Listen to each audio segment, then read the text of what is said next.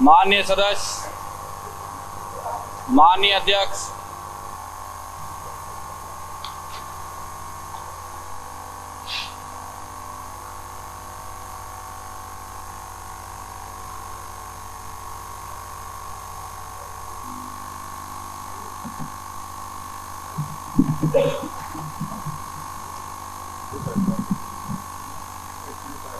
श्री तगाराम चौधरी,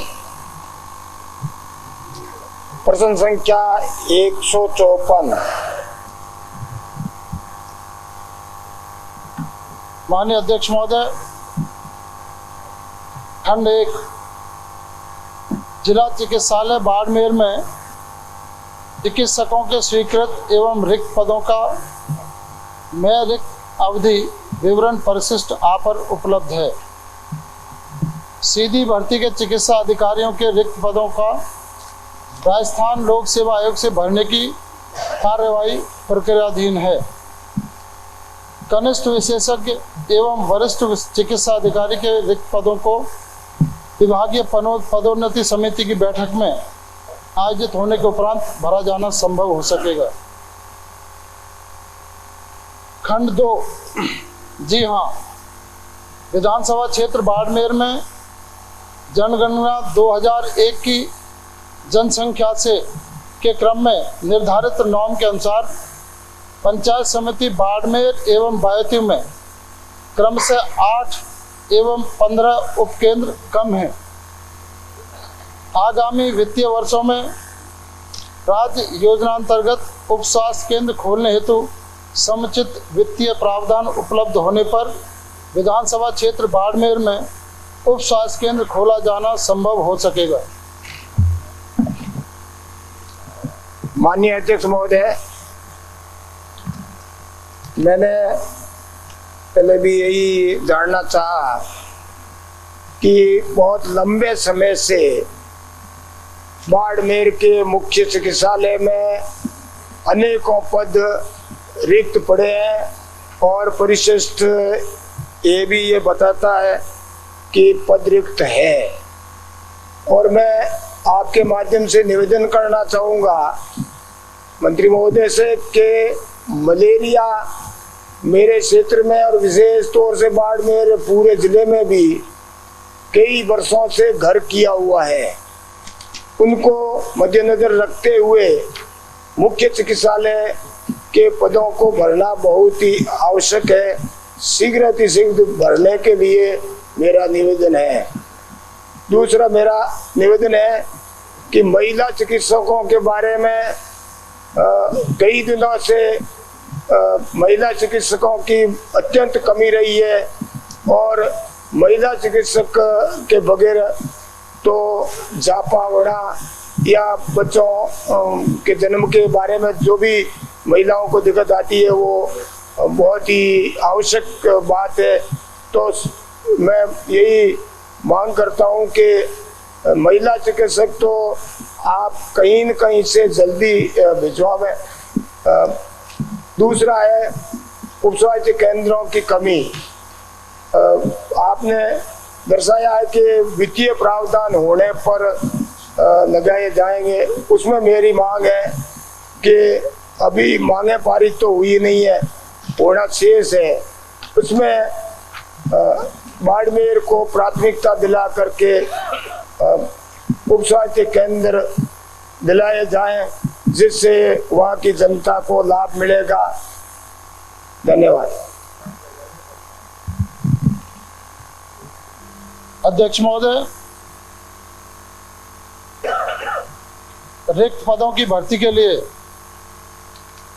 विभाग द्वारा आरपीएससी को काफी समय पहले लिखा जा चुका है। आरपीएससी की प्रक्रिया चालू है और 340 मेडिकल ऑफिसर्स और 14 डेंटल मेडिकल ऑफिसर्स के पद आरपीएससी से भरे जाने की प्रक्रिया चालू है। इसके अलावा जिले में जो कमेटी का गठन किया हुआ है कलेक्टर की अध्यक्षता में, उसमें 821 मेडिकल ऑफिसर्स को संविदा पे लेने के लिए अपने वहाँ जिले में ज़रूरत के हिसाब से वो ले सकते हैं। उनको इस बात के लिए पहले से ही निर्देश दिए हुए हैं। जहाँ तक महिला चिकित्सक की बात है, मैं आपको निवेदन करना चाहता हूं कि वास्तव में कोई पद महिला चिकित्सक के नाम से नहीं होता। चिकित्सक है, अगर वो पुरुष है तो ठीक और महिला है तो ठीक, परंतु मैं पीड़ा माननीय महिला सदस्य की समझ चिकित्सक रहा का हूँ। मतलब उनका गायनोकोलॉजी से है, ठीक, नहीं ये वो मतलब सुविधा होनी चाहिए। बाढ़ में अध्यक्ष महोदय ये मतलब नहीं है, ये मतलब है उनका। अध्यक्ष महोदय ये मतलब नहीं है, ये मतलब नहीं है अध्यक्ष महोदय, उनका मतलब महिला चिकित्सक से, क्योंकि ग्रामीण क्षेत्र में निश्चित रूप से अगर गायनोकोलॉजिस्ट मेल है तो उसको ज़्यादा ग्रामीण क्षेत्र की जो महिलाएं हैं दिखाने में थोड़ा सा हिचकती हैं। तो महिला जो भी, चाहे वो MBBS हो, उसको महिला चिकित्सक के नाम से आपका तात्पर्य है, और महिला चिकित्सकों की ये बात निश्चित है कि कमी है। और बाड़मेर में वरिष्ठ विशेषज्ञ स्त्री रोग का पद स्वीकृत की कार्रवाई भी प्रक्रियाधीन है। मैं आपको निवेदन करना चाहता हूं कि जैसे ही कोई महिला चिकित्सक, क्योंकि अगर मैं आदेश भी किसी महिला चिकित्सक के कर दूं, क्योंकि आप बहुत भलीभांति परिचित हैं सदन के सभी माननीय सदस्य कि डॉक्टर्स का केवल आदेश करने से, क्योंकि वो फिर आदेश की पालना ना करके और छुट्टी लेके लंबे समय तक बैठ जाएं, उसका कोई औचित्य नहीं है। परंतु मैं अपनी तरफ से आपको अश्योरेंस देना चाहता हूं कि जल्दी आपके यहाँ महिला चिकित्सक की भी पोस्टिंग में कर दूंगा। और एक बड़ी विडंबना की बात, बाड़मेर में गत सरकार ने 6 ग्रामीण परिवार कल्याण केंद्र, उनको PSC से अलग करके, सेपरेट करके, और उनको अलग कहीं अपने सुविधा के हिसाब से उनको शिफ्ट किया था। उससे भी बाड़मेर में थोड़ी सी परेशानी हुई है। निश्चित रूप से जिले में वहाँ की जनसंख्या के हिसाब से सब सेंटर्स की कमी है, उपकेंद्रों की कमी है। अभी केंद्र सरकार ने कुल 461 उपकेंद्र दिए हैं, और वो हैं सन 1991 की जनसंख्या के आधार पर। और बाड़मेर में अभी सन 2001 की जनसंख्या के हिसाब से सब सेंटर की निश्चित रूप से वैकेंसी है। और मैं आपको निवेदन करना चाहता हूं कि वहाँ की एरिया की और उसकी भौगोलिक परिस्थिति को देखते हुए काफ़ी प्रायोरिटी पे मैंने बाड़मेर को लिया है, और इस चालू वर्ष में 164 लाख रुपए के निर्माण कार्य आपके बाड़मेर अस्पताल में कराने का भी प्रस्ताव रखा है, जिससे निश्चित रूप से आपके जिले में सुविधा होगी। माननीय अध्यक्ष महोदय, बाड़मेर से प्रश्न है अध्यक्ष महोदय। अभी हेमाराम अध्यक्ष महोदय, मैं मंत्री महोदय जी से ये जानना चाहता हूँ कि ग्रामीण क्षेत्रों के अंदर आप कॉन्ट्रैक्ट पे जो मेडिकल ऑफिसर लगा रहे हैं, उनको आप 8,000 रुपये प्रतिमाह दे रहे हैं, जो बहुत कम है। उस वजह से डॉक्टर्स ग्रामीण क्षेत्रों में कॉन्ट्रैक्ट पे अपनी सेवाएं देने के लिए तैयार नहीं है। अभी आपके बाड़मेर में 14 तारीख को कॉन्ट्रैक्ट पे 21 डॉक्टर्स लेने थे, उसमें से 12 ही आए हैं, बाकी आए नहीं। और वो भी ज्वाइन करेंगे या नहीं करेंगे मैं अभी नहीं कह सकता, आए जरूर थे। तो इसलिए आप क्या 8,000 से कुछ इसको बढ़ाने का विचार रखते हैं ग्रामीण क्षेत्र में, जिससे कि डॉक्टर की सेवाएं उपलब्ध हो सके? एक दूसरा, आपने अभी कहा कि पंचायत समिति हेडक्वार्टर या CSC के साथ में परिवार कल्याण केंद्र, ग्रामीण परिवार कल्याण केंद्र थे, उनको स्थानांतरित करके दूसरी जगह शिफ्ट किया गया। उससे तो जब एक ही जगह आप सारी सुविधाएं दे रहे हैं, बहुत सारे डॉक्टर्स बैठे हैं, उतने वहां पर पेशेंट नहीं है, उनकी आवश्यकता नहीं है, और दूसरी जगह जहां पेशेंटों को कोई देखने वाला नहीं है, बहुत इंटीरियर इलाका है, उनको चिकित्सा सुविधा उपलब्ध नहीं हो रही थी, उनको वहां पर ट्रांसफर करके वहां पर चिकित्सा सुविधा उपलब्ध करवाई गई, जिसके बारे में आप कह रहे हो कि पिछली बार 6 परिवार कल्याण केंद्र स्थानांतरित कर दिए गए।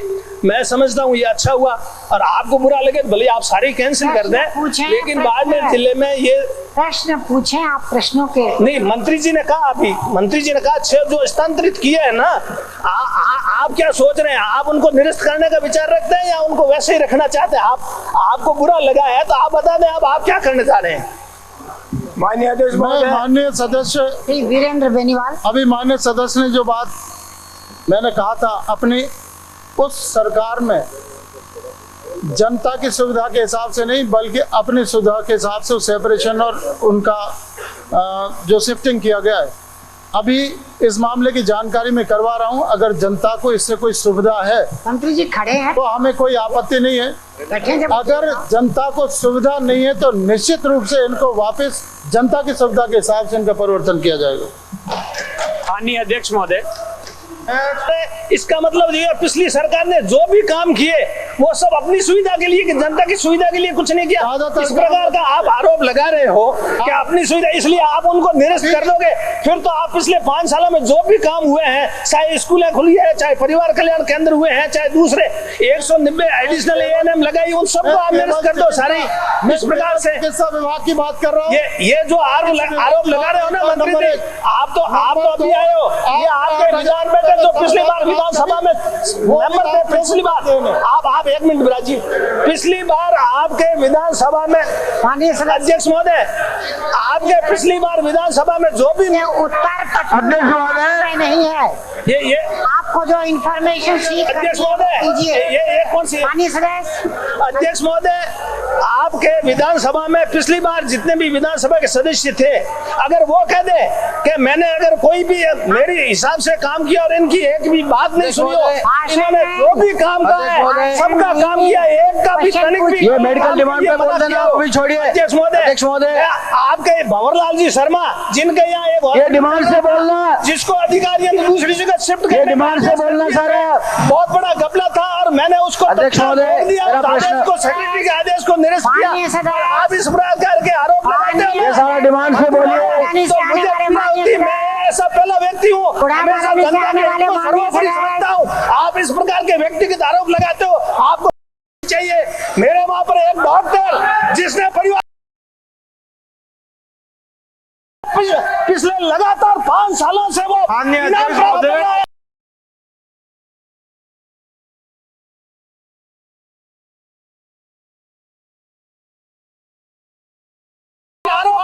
जिसमें आपने इस प्रकार की आप बात करते हो, आपको सोचना चाहिए इस प्रकार की बात करने से पहले। डॉक्टर को 8,000 आप तो अभी सुन करके आए हो पहली बार और दोबारा आप आने नहीं हो। इस प्रकार के आप काम करोगे इस तरह, ये मैं आपको आप कहता हूँ। अंकित नहीं हो रहा है, बुढ़ाम मालानी से आने वाले माननीय सदस्य अंकित नहीं हो रहा है। स्थान ग्रहण करें, माननीय टकाराम जी स्थान ग्रहण करें, माननीय टकाराम जी स्थान ग्रहण करें। बाड़मेर से आने वाले माननीय सदस्य, बाड़मेर से आने वाले माननीय सदस्य स्थान ग्रहण करें। माननीय स्वास्थ्य और चिकित्सा मंत्री जी पूर्व सरकार के ऊपर सारी जिम्मेदारी डाल करके और आप मुक्त नहीं हो सकते, क्योंकि अकेले बाड़मेर, सुनिए पूरी बात सुनिए पहले, इनकी कोई बात नहीं है, अकेले पूरी बात सुनिए। अकेले बाड़मेर मुख्यालय पे आपके 25 डॉक्टर्स की कमी है। 10 तो हैं आपके कनिष्ठ विशेषज्ञ, 15 हैं आपके वरिष्ठ चिकित्सक। इसलिए संविदा के आधार के ऊपर आप नियुक्ति कर सकते हैं, कर सकते थे, उसे पूरा किया जाना चाहिए। प्रश्न ये है। हाँ अध्यक्ष महोदय, अभी दूंगी मौका। बाड़मेर जिला चिकित्सालय में, बाड़मेर चिकित्सालय में जिले में जो डिस्ट्रिक्ट हॉस्पिटल है उसमें 8 पद रिक्त हैं। नहीं, आपने जिला चिकित्सालय बाड़मेर में चिकित्सकों के स्वीकृत रिक्त पद लिखे हैं, उनमें स्वीकृत पद लिखे हैं। माननीय अध्यक्ष महोदय, अभी पोस्टिंग्स किए हैं, रिक्त भी लिखे हैं। माननीय अध्यक्ष महोदय, अभी पोस्टिंग्स किए हैं। तो वो अभी जो वर्तमान स्थिति वही है, और मैं आपको निवेदन करना चाहता हूँ। आपने जो यहाँ पे दिया है उस हिसाब से 25 आपके डॉक्टर्स कम है। मैं निवेदन कर रहा हूँ, 25 डॉक्टरों की कमी है एक जिला मुख्यालय के ऊपर, कैसे चलेगा? मैं बहुत प्रश्न है, आपको सही सूचना भी नहीं दी है अध्यक्ष महोदय, हाउस के अंदर सही सूचना भी नहीं दी है। ये तो आप कम से कम करिए अध्यक्ष महोदय। अध्यक्ष महोदय, आपको सही सूचना के लिए कहना चाहिए, सदन को सही सूचना नहीं, आप खुद कह रहे हैं अध्यक्ष महोदय, उसकी पालना हो जाएगी। अध्यक्ष महोदय कोशिश करेंगे रिक्त पदों को बढ़ने के लिए, रिक्त पदों को बढ़ने के लिए मंत्री जी ने कह दिया कोशिश करेंगे, और क्या हो सकता है अध्यक्ष महोदय, रिक्त पदों को बढ़ने की कोशिश करेंगे। इसके ये आपकी सरकार को डुबाने की कोशिश कर रहे हैं। आपकी सरकार को ध्यान रख लेना, ये डुबो के जाएंगे। ऐसा है गुलाम महारानी से आने वाले मान्य को दुरुस्त कर रहा है। भी 25 नहीं 8 ही स्थान रिक्त हैं, क्योंकि सन जो दिए गए थे इसमें मुझे गलतफहमी हो गई थी, और अब केवल बाड़मेर मुख्यालय पे 8 स्थान रिक्त हैं। माननीय मंत्री जी शीघ्र कोशिश कीजिएगा उन्हें भरने की। माननीय अध्यक्ष महोदय, 8 डॉक्टर अगर नहीं मिल रहे हो मंत्री जी को, समय सीमा तो आप कह रहे हैं कांग्रेस के राज में 13 थे, अभी 8 है, तो समय सीमा तो मंत्री महोदय समय सीमा बता दें कि इतने समय सीमा में भरते जाएंगे। माननीय अध्यक्ष महोदय, विरोध से आने वाले माननीय सदस्य, उसके बारे में मैंने कह दिया है कि पूर्व सरकार के ऊपर आप ये जिम्मेदारी डाल करके अपनी जिम्मेदारी से मुक्त नहीं हो सकते। माननीय अध्यक्ष महोदय, समय अब आप क्या चाहते हो? इसके लिए ये कह चुकी हूँ मैं। मत तो ये क्या चाहते हो आप? मेरा निवेदन तो ये है कि समय सीमा माननीय अध्यक्ष महोदय, बता दें मंत्री जी।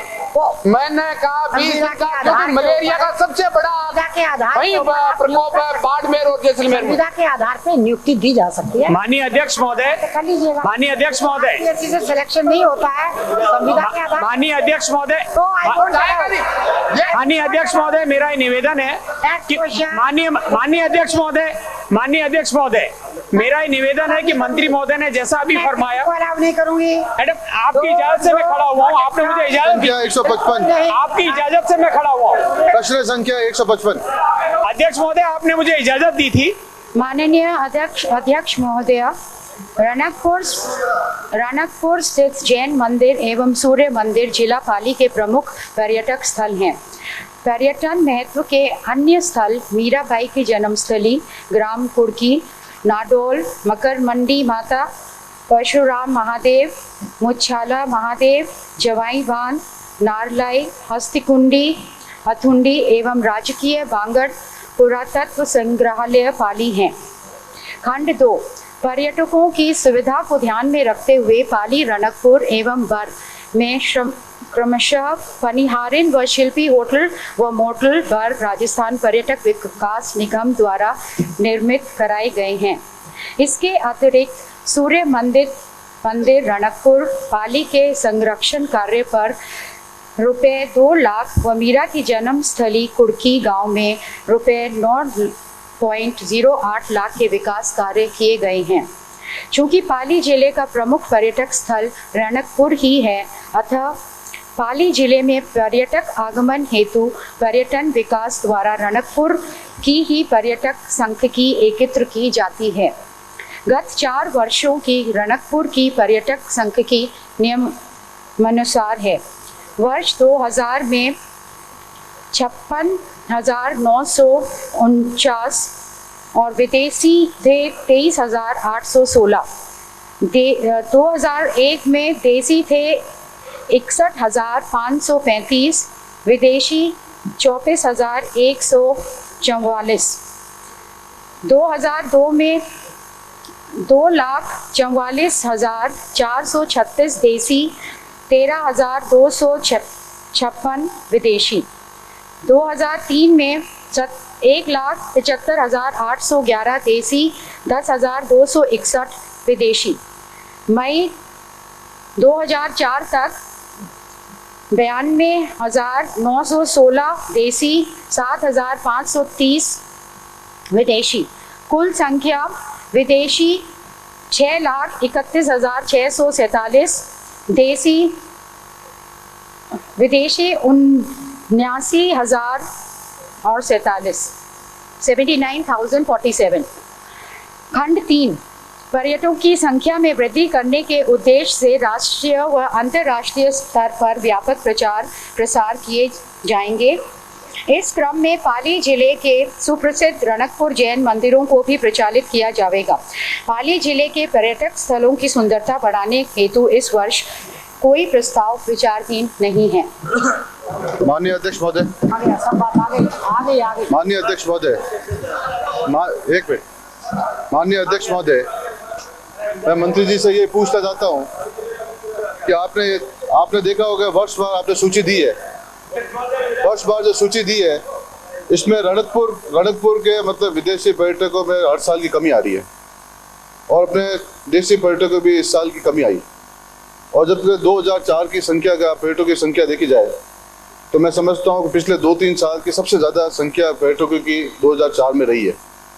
मेरा यही निवेदन है कि जैसे आपने सूर्य मंदिर में 2 लाख रुपए आपने खर्च किया है, इसी प्रकार रणकपुर और आसपास के क्षेत्र में जो वाइल्ड लाइफ सेंचुरी से जुड़ा हुआ है और सेंचुरी एरिया है, उसके पास में आपने यहाँ दाखिल किया है कि परशुराम महादेव मंदिर भी है। एक रणकपुर से परशुराम मंदिर तक एक रोपवे का अगर वहाँ काम हो जाए तो मैं समझता हूँ कि आप हजारों टूरिस्ट को और आप आकर्षित करोगे और इस क्षेत्र की जो वाइल्ड लाइफ सेंचुरी भी है उस क्षेत्र में, उसका एक बहुत अच्छा, इस बड़ी संख्या में यहाँ हमारे लोग इसको देखने आएंगे। उससे आपने एक हथुंदी का भी आपने इसमें दर्शाया है। हथुंदी मैं ये चाहता हूँ कि उदयपुर से मतलब ये इसको जोड़ा जाए तो खाली एक 4 किलोमीटर का एक रास्ता बीच में रह गया है, वो अगर जुड़ जाए तो इस हथुंदी पर भी लोग, हजारों लोग उसको देखने, तो ये भी एक अच्छा एक काम हो जाएगा। ये मेरा आपसे निवेदन है, इसमें आपसे सदन में आपसे आश्वासन चाहता हूँ।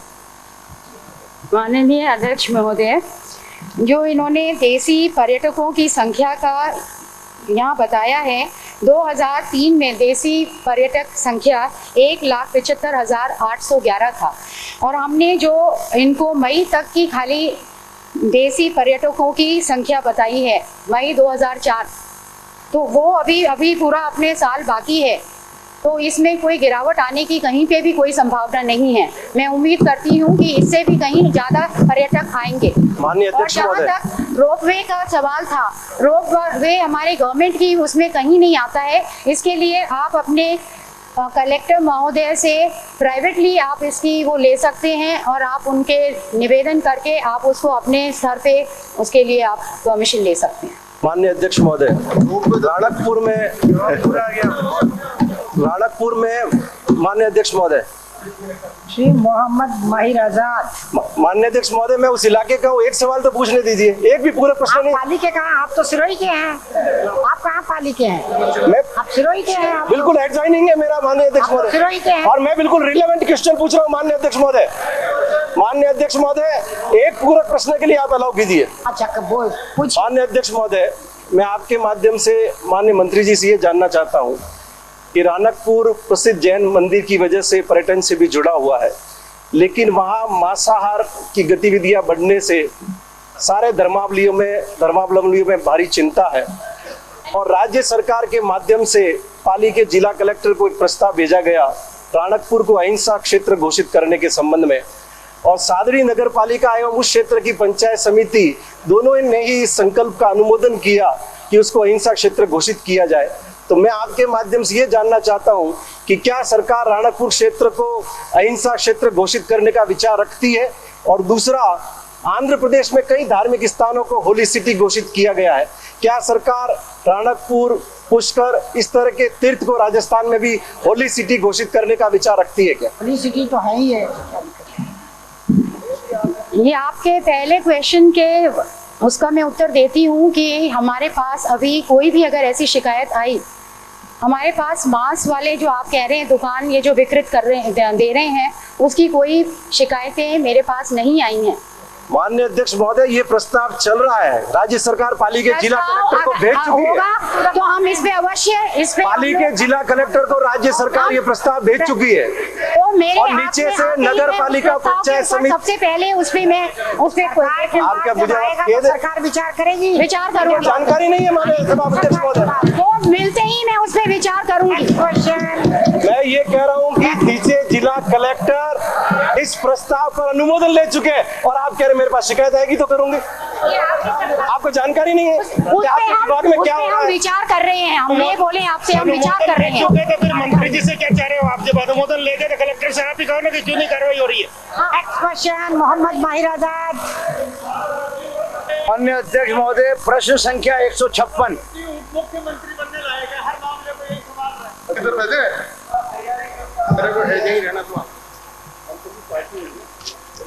माननीय अध्यक्ष महोदय,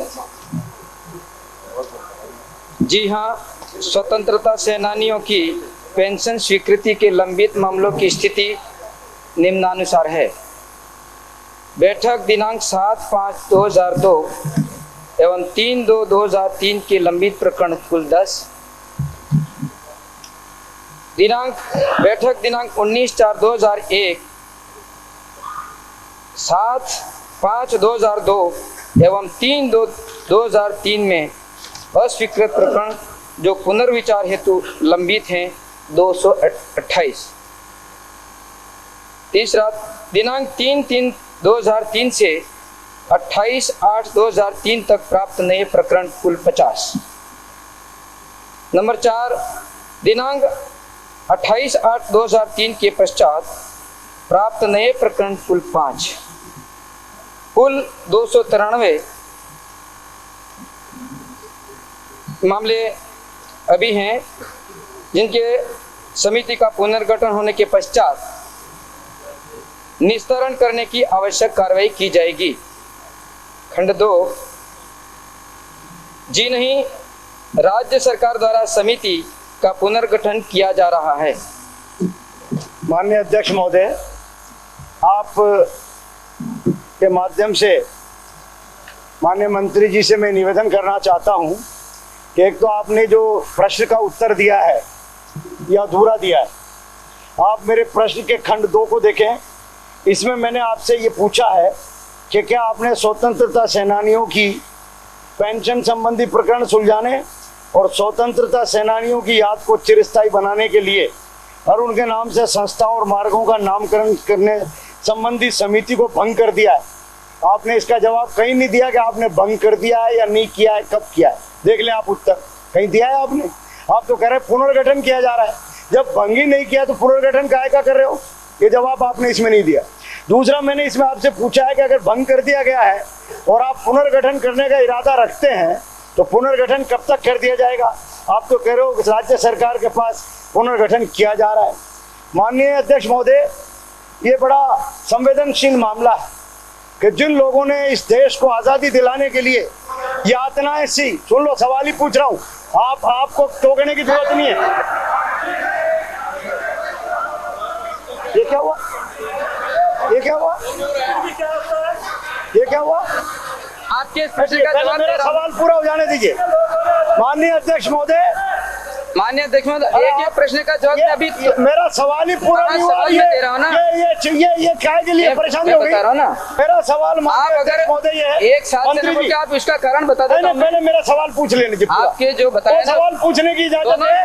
मेरा सवाल ये है कि ये प्रकरण स्वतंत्रता सेनानियों के, जिन्होंने इस मुल्क को आजादी दिलाने के लिए अंग्रेजों के दौर में इतनी यातनाएं सही, और ये मामले आपके पास विचाराधीन है। अरे मेरी बात तो सुन लीजिए, हो क्या रहा है आपको? ये मेरी बात सुन लीजिए। इतने गंभीर मामले के ऊपर भी आप लोग संवेदनशील नहीं है। मैं माननीय अध्यक्ष महोदय, आपके माध्यम से देखिए, मैं आपके माध्यम से ये जानना चाहता हूँ कि ये जो आपके पास में 293 प्रकरण अभी लंबित हैं, इनमें से कितने लोग ऐसे हैं जिनका स्वर्गवास हो गया?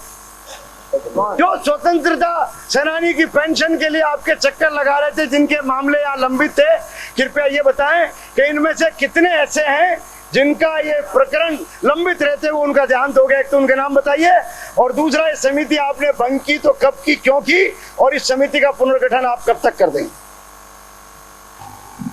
माननीय अध्यक्ष महोदय, आपने पूछा था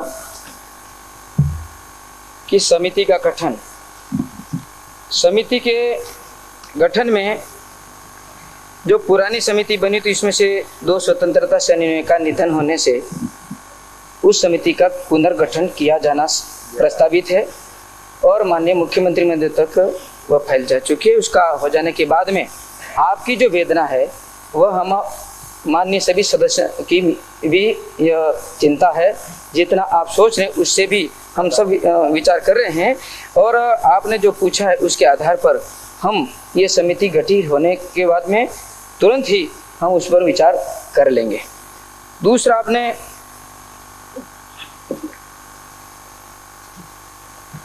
पूछा था कितने प्रकरण अभी तक ऐसे बाकी हैं जिनका निस्तारण किया जाना शेष है।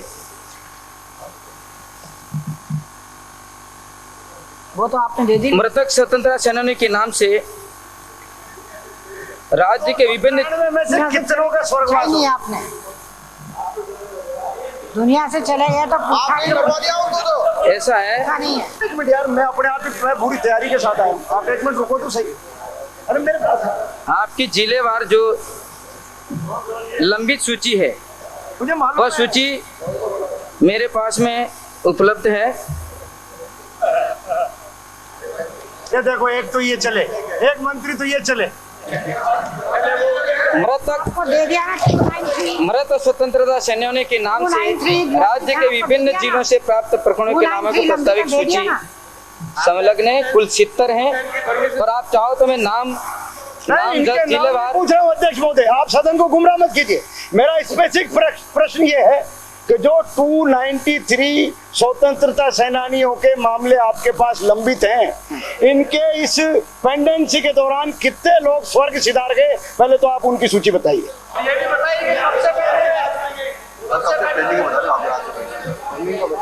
ये पेंडिंग पूरे मेरे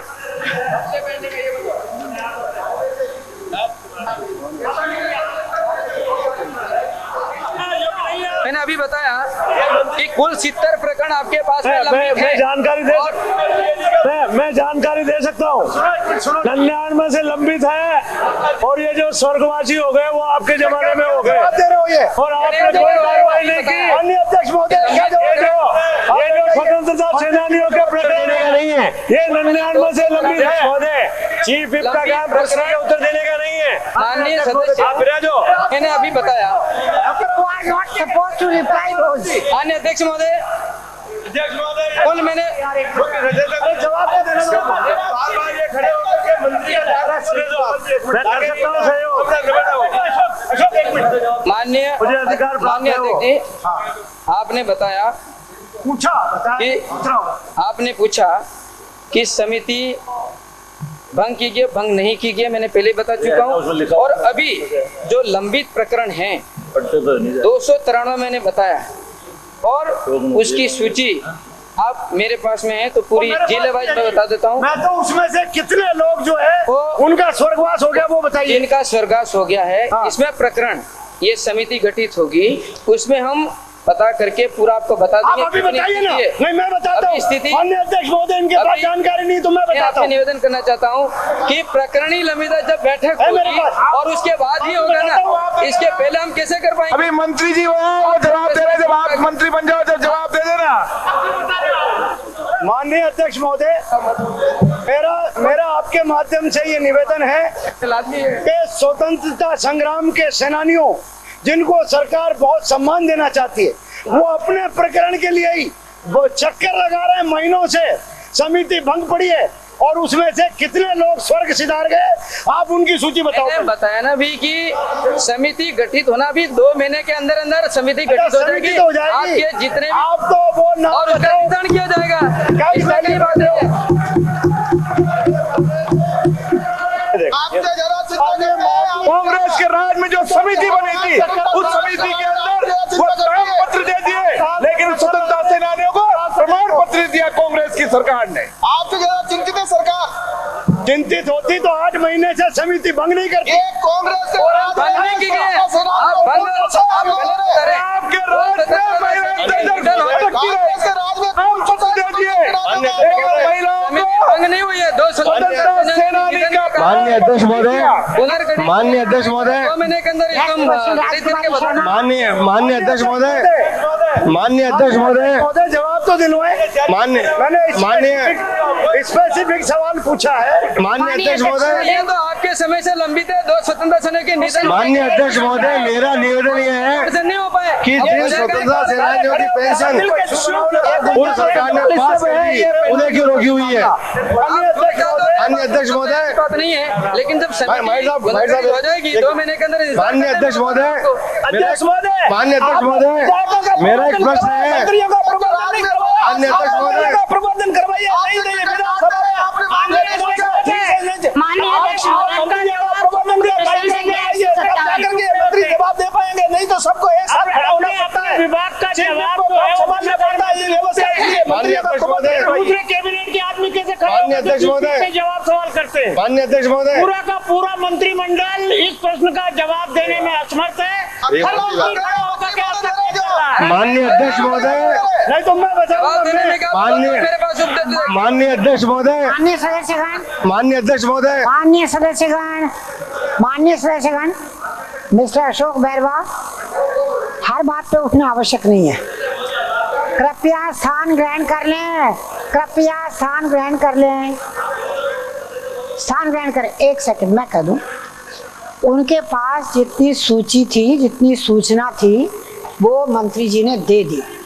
सुनिए, अब बात पूरी सुनिए, बीच में नहीं बोला करें आप। मैं माननीय सदस्य को ये कहना चाह रही हूँ कि माननीय सदस्य, आपने ये तो पूछा नहीं था कि ये कब भंग हुई, न तो इसमें यह है कि कब भंग हुई समिति, न तो ये आपने प्रश्न पूछा है। भंग हुई ये तो पूछा है, इन्होंने भंग का जवाब नहीं दिया इसमें। भंग आपने नहीं पूछा है। आप बड़े प्रश्न मैं कह रहा हूँ कि दो स्वतंत्रता सेनानियों के निधन होने के कारण से समिति भंग नहीं हुई है कर दिया गया है और 2 महीने के अंदर हम करवा लेंगे। आप बैठो तो सही, एक मिनट आसन। आपने आप ऐसे कैसे बोल रहे हो? करने के बारे में पूछा, सुनिए। और कितने मर गए ये भी नहीं पूछा है। भंग करने का पूछा है मैडम, पुनर्गठन के बारे में आप पूछा है। भंग करने का पूछा है मैंने। आप सेकंड, माननीय अध्यक्ष महोदय, सेकंड पैराग्राफ में, माननीय अध्यक्ष महोदय, मैं पढ़ता हूँ, एक मिनट आप राजे, मैं पढ़ता हूँ। मैं आपका प्रश्न पढ़ रही हूँ, आप पढ़े, मैं आपका प्रश्न पढ़ रही हूँ। क्या यह सही है कि स्वतंत्रता सेनानियों की पेंशन स्वीकृति के मामले लंबित हैं? यदि हाँ तो किन किन के व कब से? दूसरा खंड पढ़े, दूसरा। सुनिए, हाँ दूसरा पढ़ लेती हूँ। दूसरा पढ़े। क्या ये सही है? हाँ, दूसरा पढ़ रही हूँ। क्या ये सही है कि स्वतंत्रता सेनानियों के पेंशन संबंधी प्रकरण सुलझाने तथा स्वतंत्रता सेनानियों की याद को चिरस्थायी बनाने हेतु उनके नाम से संस्थाओं, मार्गों का नामकरण करने संबंधी समिति को भंग कर दिया गया है? नामकरण संबंधी, प्लीज हियर मी। ये एक ही होती है। यदि हाँ, सुनिए, प्लीज हियर मी। एक ही होती है मैडम। माननीय सदस्य बैठे बैठे नहीं बोले, जब मैं बोल रही हूँ तो पूरी बात सुनिए। यदि हाँ तो ये समिति को नामकरण करने संबंधी समिति के बारे में आपने पूछा है। यदि हाँ तो क्यों? क्या अब सरकार इन समितियों का पुनर्गठन करने का विचार रखती है? यदि हाँ तो कब तक, वह नहीं तो क्यों? लेकिन स्वतंत्रता सेनानियों की पेंशन स्वीकृत किए जाने के बारे में जो समिति बनी हुई है, वो समिति कब से काम नहीं कर रही है और कब भंग की गई, ये प्रश्न आपने नहीं पूछा। मैडम एक मिनट आप राजे, मैडम एक मिनट आप राजे, अब सुनिए। आज एक मिनट देखिए, मैंने लिखा है, क्या ये सही है? अरे बात सुनिए ना मैडम ने बता दिया ना। नेक्स्ट क्वेश्चन, राजकुमारी शर्मा। मैडम, क्या ये सही माननीय है? अध्यक्ष महोदय, माननीय अध्यक्ष महोदय, पेंशन संख्या माननीय अध्यक्ष महोदय, माननीय अध्यक्ष महोदय, ये गलत बात है। माननीय अध्यक्ष महोदय, इनको बात सूची नहीं है, मैं आपको बताता हूँ। माननीय अध्यक्ष महोदय, झुंझुनू के नूनिया घोटला के सूरजमल के स्वर्गवासों के नगर के जनसंख्या माननीय नेता प्रतिपक्ष 2001 तो आपको भी बोलना चाहिए। अनुमानित माननीय अध्यक्ष महोदय, बोलना चाहिए इसको। माननीय अध्यक्ष महोदय, मालिक है, माननीय अध्यक्ष महोदय, झुंझुनू के प्रधानमंत्री ग्राम सड़क योजना में हो गई, वो लोग परेशान होते रहे। जनसंख्या अब वाले जिनकी गाँव डेथ हो गई, उनकी पेंशन का क्या होगा? प्रस्तावित है। ये मंत्री जी बताने के लिए इनके पास तैयार वर्तमान नहीं में है। और आप इस प्रश्न को डाल रही हो, ये इम्पोर्टेंट का ज्ञान का माननीय अध्यक्ष महोदय, उनके पास। माननीय सदस्य एक मिनट अध्यक्ष महोदय, स्वतंत्रता सेनानियों के मामले में सरकार बने हुए 7 महीने से ऊपर का समय हो गया और उसके बारे में जो कमेटियां बनी हुई थी, परमानेंट कमेटियां थी, एक्स ऑफिशियो एक तरीके से चेयरमैन माननीय मुख्यमंत्री जी हैं उनकी, और उसके बारे में निर्णय नहीं लेवे और सरकार कोई ढंग से जवाब नहीं दे। मैं समझता हूँ कि ये स्वतंत्रता सेनानी जिन्होंने देश की आज़ादी के लिए लड़ाई लड़ी, उनका अपमान है और ये अपमान कांग्रेस पार्टी सहन नहीं कर सकती, इसलिए मैं और मेरा दल बहिर्गमन करते हैं। कांग्रेस ने अपमान किया है। ये स्वतंत्रता सेनानियों की दुश्मन है कांग्रेस। ये कांग्रेस स्वतंत्रता सेनानियों की आप आ गए हो। माननीय अध्यक्ष जी, मैं आपके सदन का बहिर्गमन किया है। मध्य से ये पूछना मुझे अफसोस है कि ये सारे मामले कांग्रेस के जमाने के लंबे प्रकरण है जोड़ने का, और उन्होंने उस समय स्वतंत्रता सेनानियों के बारे में कोई विचार नहीं किया, और आज जिस प्रकार का कर रहे हैं अपनी गलती के ऊपर पर्दा डालने के लिए ये निंदनीय है। मैं इसकी निंदा करता हूँ और राज्य सरकार इस बारे में बहुत सतर्क है और अपना फैसला तत्काल लिए जा रही है। नेक्स्ट क्वेश्चन राजकुमारी शर्मा। माननीय अध्यक्ष जी, भाग संख्या 157। अध्यक्ष महोदय, खंड 1। जी हाँ, क्योंकि ग्राम भगोवा की जनसंख्या 2001 की अनुमानित जनगणना के अनुसार 421 है, तो वर्तमान में बात नहीं। प्रधानमंत्री ग्राम सड़क योजना में 500 अधिक जनसंख्या वाले गांव को जोड़ा जाना प्रस्तावित है। वर्तमान में वित्तीय संसाधनों की सीमितता के कारण राज्य की अन्य किसी योजना में भी इस सड़क को योजना में जोड़ा नहीं जा सकता। खंड 2। जी हाँ, इस ग्राम को प्रधानमंत्री सड़क योजना के अंतर्गत संपर्क सड़क सकराय 2001 की अनुमानित जनगणना के अनुसार जनसंख्या 931 से जोड़ा जाना प्रस्तावित है। यह संपर्क सड़क वन क्षेत्र में आती है, अतः वन विभाग की स्वीकृति के पश्चात ही इस सड़क के प्रस्ताव केंद्र सरकार के पास स्वीकृति हेतु भेजा जाना संभव है। माननीय अध्यक्ष जी, मैं मंत्री महोदय से ये पूछना चाहूंगी कि 5 साल पहले उनकी जनसंख्या 500 थी और अभी मैं हमारे संपर्क में गई वोटों के दौरान, तब उनकी संख्या 405 है। तो पिछली सरकार ने उनको बिल्कुल ध्यान नहीं दिया या उनको 50 साल से भी आज तक उनके यहाँ विद्युतीकरण नहीं हुआ है, न वहाँ पानी है, न सड़क है, न कोई वहाँ जचकी के लिए भी ये डिलीवरी होती है उसके लिए भी कोई सुविधा नहीं है। कंधे पे बैठा के या चारपाई पे लेटा के उनको नीचे लाया जाता है और 13 किलोमीटर ऊपर पहाड़ी दुर्गम मार्ग पे ये लोग बसे हुए हैं। माननीय अध्यक्ष जी, मैं मंत्री महोदय जी से ये जानना चाहूँगी, पिछली सरकार ने जो गलती की वो अपनी सरकार नहीं करें। अपनी सरकार से मुझे बहुत सारी उम्मीदें हैं, कृपया बताइए। कृपया बताएं। अध्यक्ष महोदय, वो गलती मत करना आप। माननीय सदस्य ने जो मूल प्रश्न किया वो ग्राम भगोवा को सड़क से जोड़ने का किया। प्रधानमंत्री सड़क योजना के अंतर्गत वर्ष 2007 तक 500 तक की आबादी के गांव को सड़क से जोड़ा जाना प्रस्तावित है। ये 500 की आबादी में आता नहीं, परंतु अध्यक्ष महोदय, मैं आपके माध्यम से माननीय सदस्य को एक निवेदन जरूर करना चाहूंगा कि जो संपर्क सड़क सकराय है, इस संपर्क सड़क के 11.5 किलोमीटर पर यह भगवा गांव भी आता है और ये संपर्क सड़क, इसके प्रस्ताव 4,445 लाख के हमने प्रस्तावित कर रखे हैं। प्रधानमंत्री सड़क योजना में यह सड़क पात्रता रखती है। अध्यक्ष महोदय, इस सड़क के निर्माण के अंदर बीच में वन भूमि आती है और वन भूमि से हमें अनापत्ति प्रमाण पत्र लेना आवश्यक हो रहता है। हमने इसके लिए प्रक्रिया प्रारंभ कर दी है और मैं माननीय सदस्य आपसे भी कहूंगा कि हमने जो आपका उपवन संरक्षक है उसको भी लिखा है और इसका रिमाइंडर भी दिया है। आप ये संपर्क सड़क जो सकराय है, इसकी एनओसी वन विभाग से में मिलते ही जब ये सड़क बन जाएगी तो आपका ये भगवा गांव 11.5 किलोमीटर उस पर स्थित है, वो गांव स्वतः ही जुड़ जाएगा। मैं भी प्रयास करूंगा, आप भी प्रयास करें। धन्यवाद। अध्यक्ष महोदय, अध्यक्ष महोदय, अध्यक्ष महोदय, अध्यक्ष महोदय, अध्यक्ष महोदय, से आने वाले माननीय सदस्य, आप मुझे मजबूर नहीं करें। आप बहुत व्यवधान डाल रहे हैं, बिना बात के खड़े हो रहे हैं। अध्यक्ष महोदय, नहीं, पहले उनका प्रश्न का जवाब आने दीजिए। प्रश्न का जवाब आने दीजिए। पहले बहादुर सिंह गोदारा के प्रश्न का उत्तर आने दीजिए। अध्यक्ष महोदय, खंड 1, जी हाँ, प्रकरण का विधिक परीक्षण कराया जा रहा है। खंड 2, ग्राम सेवा सहकारी समितियों द्वारा राजस्व पासबुक के आधार पर भी कृषि भूमि धारक सदस्यों को किसान कार्ड जारी किए जाते हैं।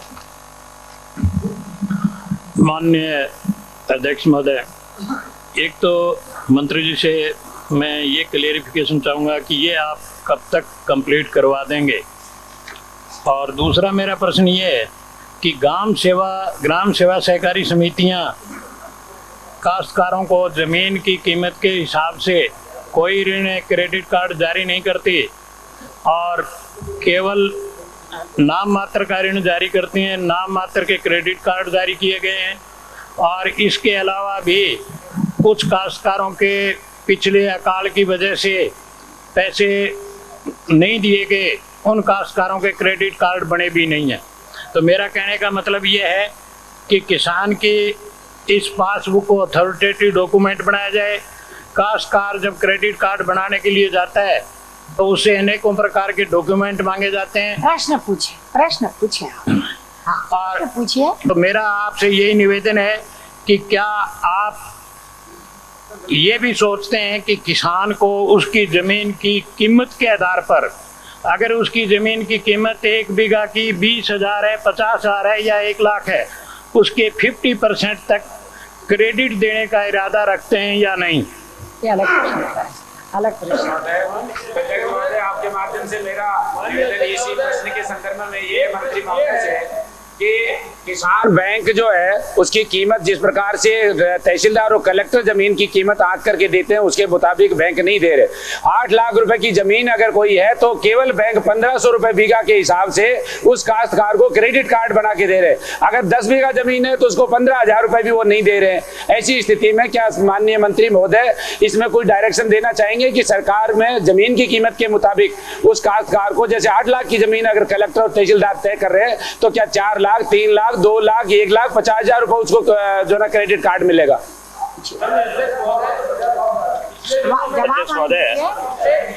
ये इसी के रिलेटेड है। पिछले दिनों में क्रेडिट कार्ड बनाए गए, प्रति बीघा जो खाकी जमीन है, एक फसली जमीन है, उसका 1200 और 1500 रुपया प्रति बीघा उनको लोन दिया जा रहा है, और जो सिंची जमीन है उसके 3,000 रुपये दिए जा रहे हैं, जबकि उनकी जमीन 1 बीघा पीवल 50,000 60,000 रुपये की होती है, और कुल मिलाकर के 25-40 बीघा जमीन रखने के बाद 20,000 रुपये आता है उसके हाथ में, तो उसको कोई मतलब नहीं रहता है। इसलिए मेरा आपसे अनुरोध है, क्या मंत्री महोदय ये बताने का कष्ट करेंगे या इस प्रकार के इंस्ट्रक्शंस जारी करने की कृपा करेंगे कि उनको मजबूर किया जाए बैंकों को कि कम से कम खाकी जमीन के, एक साकी जमीन के 10,000 रुपया, और जो पीवल जमीन है कम से कम काश्तकारों की सारी समस्याएं मीट आउट हो जाए, उससे 15,000 रुपया तक का लोन दिया जाए। अध्यक्ष महोदय,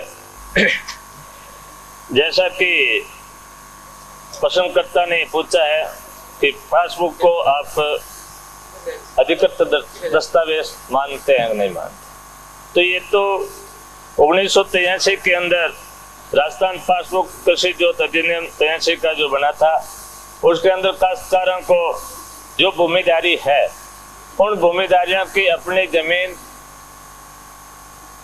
जितनी है उनको उनकी प्रविष्टियां पासबुक के अंदर कर दी जाए, और इसी का आधार मानकर कि काश्तकार अपनी जमीन के संबंध में जितनी भूमि वो धारित है वो बार बार उनको देखना नहीं पड़े, और जो 4 साल से चौशाला वगैरह होता है उनके आधार पर यदि कोई प्रविष्टि छूट भी जाती है तो अपने पासबुक के आधार पर वो बता सकता है कि ये मान लो मेरी जमीन है। आप ये इस आधार पर 1983 का जो कृषि जोत पासबुक का एक अधिकृत ये दस्तावेज है।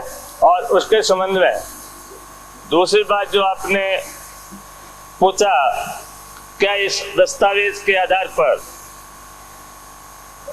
कृषि का क्रेडिट कार्ड, किसान क्रेडिट कार्ड यानी कि 7, उसके आधार पर मैं निवेदन करना चाहता हूं अध्यक्ष महोदय, जमीन की कीमत नहीं आंक करके अभी जो जिस प्रकार से मामला चल रहा है वो फसल के आधार पर उनके किसान क्रेडिट कार्ड बांधा जाता है। जमीन की कीमत आपने आंक रखी है। मैं निवेदन कर रहा हूँ मैं अभी अपनी मर्जी से तय कर रहे, फसल उसमें नहीं है।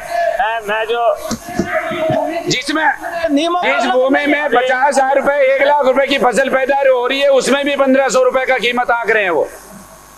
अध्यक्ष महोदय, मंत्री जी के चेयर के बीच में चीफ व्हिप घूम रहे हैं, ये नियमों का उल्लंघन नहीं हो रहा है। कोड़ा मारने से आने वाले घूमते ही रहेंगे ऐसे नियमों का उल्लंघन, नियमों का और आपका ध्यान दिला रहा हूँ। कोड़ा मालाने से आने वाले माननीय सदस्य जी, जरा बैठिए और आराम से किसान की बात को सुनिए। मेरा निवेदन ये है कि जो पासबुक देना और उसके आधार पर किसान क्रेडिट कार्ड बनाना, ये दो इश्यूज है। कीमत क्या है? और इन दो मैं निवेदन कर रहा हूँ, आप जरा मतलब उसके संतुष्ट नहीं होता बाद में पूछ लेना जो आपकी बात आई है। भूमि की किस्म या भूमि के आधार पर उनका वैल्यूएशन अभी जो मान लो फसली ऋण दिया जाता है उसमें नहीं होता है। केवल फसली ऋण इस आधार पर दिया जाता है कि 3 साल का जो स्केल मार्केट का है, जैसे बाजरा है, यदि वो 3 साल तक बाजरा बोता है और उनका मान लो 10 हेक्टेयर वो जमीन बोता है तो 2500 रुपये या जो भी लैंड वैल्यू जो वहाँ का स्केल है उनके आधार पर उनकी 25,000 के क्रेडिट मान देते हैं और वो 25,000 का एक चेक बुक दे देते हैं। जब भी वो फसल ऋण लेना चाहता है वो बैंक में गया और अपने चेक काटा और वापस मान लो वो उसके बीच में मैं जो निवेदन कर रहा हूँ, जो मुझे माननीय मंत्री महोदय, आप इसका पुनरीक्षण करवाएं, आप इसका पुनरीक्षण करवाएं। जमीन की कीमत के हिसाब से काश्तकार को लाभ नहीं मिल रहा है। और आपसे मेरा एक निवेदन ये है कि अगर फसल के हिसाब से करें, एक निवेदन मेरा ये है कि आप उसका पुनरीक्षण करवा लें कि 5 लाख की जमीन है तो मिनिमम उसको 50,000 रुपए तो कम से कम सरकार को। मैं वही निवेदन 2 बार आगे जा रहा हूँ अध्यक्ष महोदय। हमारी सरकार आने के बाद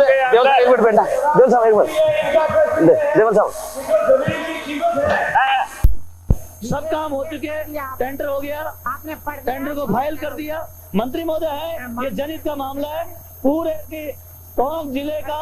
वीरेंद्र बेनीवाल अपनी पर्ची पे बोलेंगे, लेकिन पर्ची से बोलने से पहले मैं आपसे निवेदन, मंत्री महोदय श्री बाबू सुन लिया है तो सरकार ने सुन लिया, ये बहुत गलत बात है। करवाऊंगा दोबारा, इसी योजना का दोबारा उद्घाटन करने के लिए तैयार हूँ, पर मेहरबानी करें दूधू मिश्र योजना का काम शुरू करवा दें। पूरी दूधू की जनता, 8 तहसीलों की जनता, अध्यक्ष महोदय, ये बहुत बड़ा मामला है, बहुत बड़ा जनहित का मामला है। सरकार बैठी है अध्यक्ष महोदय, मंत्री महोदय को यही सोचकर मैंने प्रार्थना करी है। मैंने आज जो ने कहा मंत्री महोदय आप 2 मिनट बिराजिए, मेरी बात आ जाने दें। पूरे क्षेत्र के अध्यक्ष महोदय, मंत्री महोदय तैयार है, आप एक बार इजाजत तो दें। मंत्री महोदय तैयार है अध्यक्ष महोदय। मैं आपको कुछ जानकारी देना चाह रही हूँ। मैं आपको जानकारी ये दे रही हूँ कि विशेष उल्लेख का मतलब ये है कि आपने जो कुछ लिखा है वो सरकार के पास पहुँच जाता है और सरकार फिर उस पे उसी हिसाब से अपना एक्शन लेती है, कार्रवाई करती है और आपको सूचित करती है। इतना ही नहीं, एक्शन ही नहीं लेती, आपको सूचित भी करती है।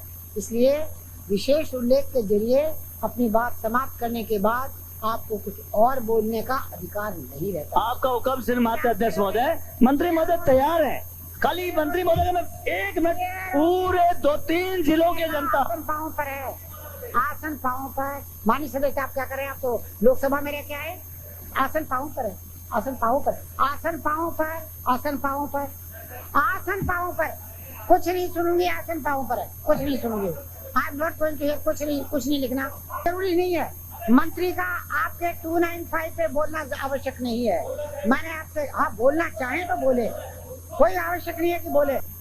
मैं सदन को ये सूचित करना चाहती हूँ कि आज बहुत महत्वपूर्ण मांग के ऊपर सदन में विचार विमर्श होगा और पर्ची के माध्यम से भी कि 295 की आपने बात करी, मंत्री जी ने सुन ली और मंत्री जी उसी हिसाब से आपको जवाब भी देंगे, एक्शन भी उस पर लेंगे। मैं निवेदन करना चाहती हूँ, 4 पर्चियाँ आई हैं, उन पर्ची पे बोलने वालों से मैं निवेदन करना चाहूँगी कि वो 4-4 मिनट के अंदर अपनी बात समाप्त कर दें, क्योंकि बहुत महत्वपूर्ण मांग है और जिस पे सदन पे चर्चा होनी बड़ी आवश्यक है। इसलिए आप 4 मिनट में अपनी बात समाप्त कर दें। माननीय वीरेंद्र बेनीवाल व्यवस्था दे दी है, अब उसके बाद कोई प्रश्न नहीं पैदा होता जवाब देने का। माननीय अध्यक्ष महोदय, विधानसभा क्षेत्र लूणकरण सर, कहता हूँ कि गांव में तो पानी क्या, लेकिन इस विधानसभा में हमारे जो ड्राइवर है वो उनको पानी नहीं मिल रहा है। मैं मंत्री जी से कहना चाहता हूँ कि उनको पानी की व्यवस्था कराई जाए ड्राइवरों के लिए। बाहर ड्राइवर बेचारे पानी के लिए तरसते हैं, उनको पानी की व्यवस्था नहीं है, इसलिए पानी की व्यवस्था कराई जाए। हाँ, वो आपको लेकर फिरते हैं। माननीय अध्यक्ष महोदय, विधानसभा क्षेत्र लूणकरण सर में काश्तकारों को सिंचाई की सुविधा उपलब्ध कराने के लिए जहां एक और तहसील लूणकरण सर, तहसील बीकानेर में कंवर से लिफ्ट द्वारा पानी उपलब्ध कराया जाता है, वहीं दूसरी ओर तहसील खाजूवाला, तहसील पूगल एवं तहसील छतरगढ़ में अनूपगढ़ ब्रांच और पूगल ब्रांच के द्वारा पानी उपलब्ध कराया जाता है।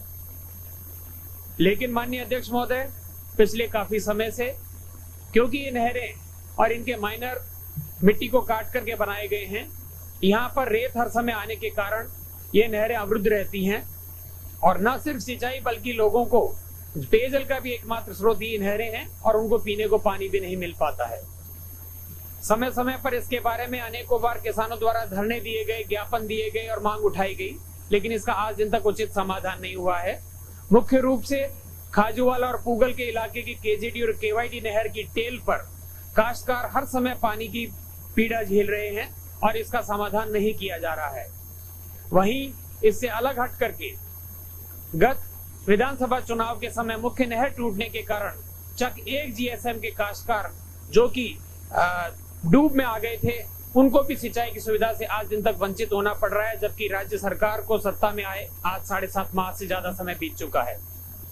मेरा ये निवेदन है कि जहां एक और पानी की कमी के कारण गत दिनों एक आदेश जारी करके कंवर सेन लिफ्ट के ऊपर मोगों का साइज जो कि छोटा किया गया था उसको पुनः बड़ा किया गया, लेकिन उसके साथ साथ 7 अन्य नहरों का भी निर्माण राज्य सरकार के 1995 में जारी आदेश के तहत किया गया था। उनके उस साइज को भी क्या सरकार बढ़ाने का विचार रखती है, इसकी जानकारी मैं चाहता हूं। इसी के साथ मैं निवेदन करना चाहता हूं, क्योंकि ये नहर सिंचाई के साथ साथ पेयजल का भी एकमात्र स्रोत है, नहरी इलाके के अंदर पीड़ा झेल रहे किसान जो कि पानी की कमी के कारण पलायन कर रहे हैं, लगातार इनका पलायन जारी है। सरकार इनके पलायन को रोकने के लिए इनको पानी उपलब्ध कराए, मैं ये आपके माध्यम से मांग करना चाहता हूं। आपका बहुत बहुत धन्यवाद। Thank you. श्री संयम लोढ़ा। माननीय अध्यक्ष महोदय, मैं आपके माध्यम से राज्य सरकार का ध्यान शिवगंज के राजकीय चिकित्सालय की ओर आकृष्ट करना चाहता हूं। माननीय अध्यक्ष महोदय, शिवगंज जोधपुर संभाग का एक महत्वपूर्ण व्यावसायिक कस्बा है और इस वर्ष 2004 में अपनी स्थापना के 150 साल ये शहर पूरा कर रहा है। जवाई नदी के किनारे बसा हुआ है शहर, जिसमें 100 से ज्यादा दवाइयों की दुकानें हैं और जोधपुर संभाग के अंदर जोधपुर के बाद दवाइयों की ये सबसे बड़ी मंडी है। और यहाँ जो राजकीय चिकित्सालय है माननीय अध्यक्ष महोदय, जिसमें 6 चिकित्सकों के पद स्वीकृत है। माननीय अध्यक्ष महोदय, सिरोही शिक्षा की दृष्टि से पिछड़ा हुआ जिला है। हमारा स्थानीय चिकित्सक हमेशा से बहुत कम संख्या में रहे, पर पिछली बार जब मैं इस सदन का सदस्य था तो बहुत प्रयास करके शिवगंज के 6 जो पद स्वीकृत है वो सारे पद मैंने भर दिए। 6 चिकित्सक शिवगंज के अस्पताल में काम कर रहे थे और माननीय अध्यक्ष महोदय, मैं आपके माध्यम से निवेदन करना चाहता हूं कि शिवगंज के उस अस्पताल के तहत करीब 1.5 लाख की आबादी लगती है। 97,000 का आउटडोर शिवगंज के उस अस्पताल का है और माननीय अध्यक्ष महोदय, 1,000 से ज्यादा सर्जरी शिवगंज के उस हॉस्पिटल में होती है। पर माननीय अध्यक्ष महोदय, राजस्थान का ये राज क्या बदला, मेरे क्षेत्र की जनता पर तकलीफ का पहाड़ टूट पड़ा। पता नहीं कौन सी कोप दृष्टि इस सरकार की शिवगंज क्षेत्र की जनता पर है। माननीय अध्यक्ष महोदय, मुझे समझ में नहीं आता। 6 चिकित्सकों में से इस सरकार ने 5 डॉक्टर हटा दिए और 1 डॉक्टर वो बचा हुआ, वो जब छुट्टी पर चला जाता है तो न तो माननीय अध्यक्ष महोदय वहां को आउटडोर देखने वाला, और सर्जरी का जब डॉक्टर हटा दिया तो जो 1000 ऑपरेशन होते थे साल के, सर्जरी का कोई नाम लेने वाला नहीं। हमारी गर्भवती बहनों को कोई देखने वाला नहीं। गरीब औरत की जो हालत खराब शिवगंज शहर और आसपास के इलाके में हो रही है, माननीय अध्यक्ष महोदय, मैं आपसे निवेदन नहीं कर सकता। और दूसरी तरफ जो पैसे वाले लोग हैं उनको तो निजी अस्पताल में इलाज कराने की सुविधा मिल जाती है।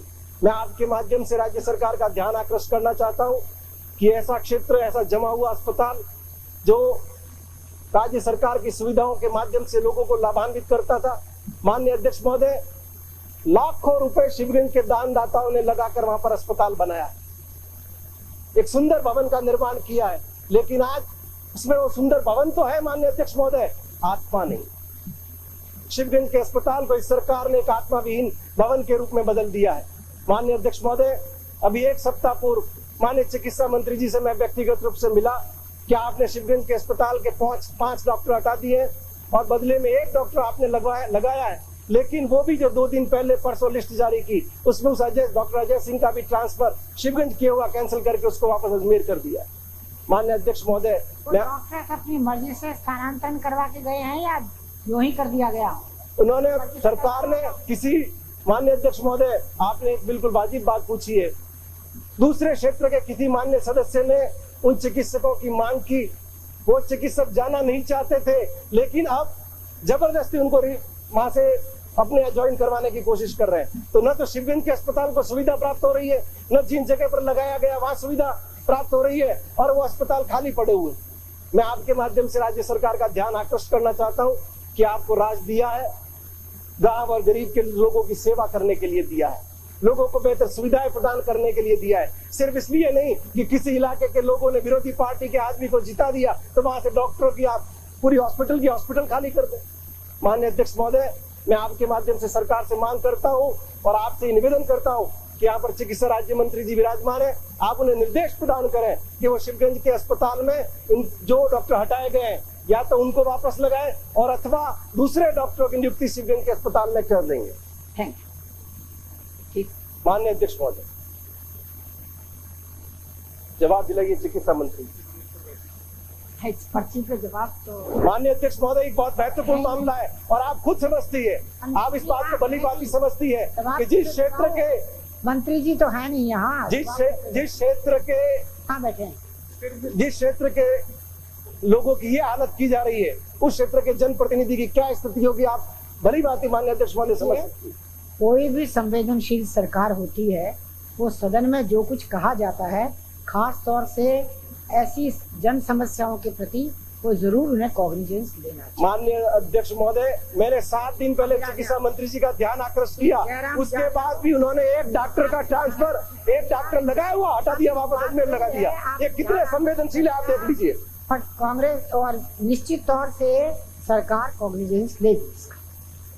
माननीय अध्यक्ष महोदय, चिकित्सा मंत्री बैठे हैं, आप कहलवा दीजिए कितने दिन में कर देंगे ये। चिकित्सा मंत्री कहाँ है? मैं ये बैठे चिकित्सा राज्य मंत्री। राज्य मंत्री देखिए, चिकित्सा मंत्री को आने। माननीय अध्यक्ष महोदय, लोगों की बहुत हालत खराब है।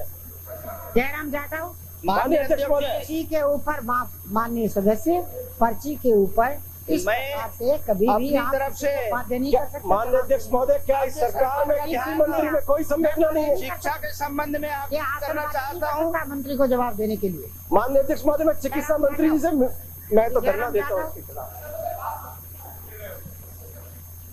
हाँ बैठो आप जरूर शौक से, वो मर्जी आपकी है, ये तो आपकी मर्जी की बात है।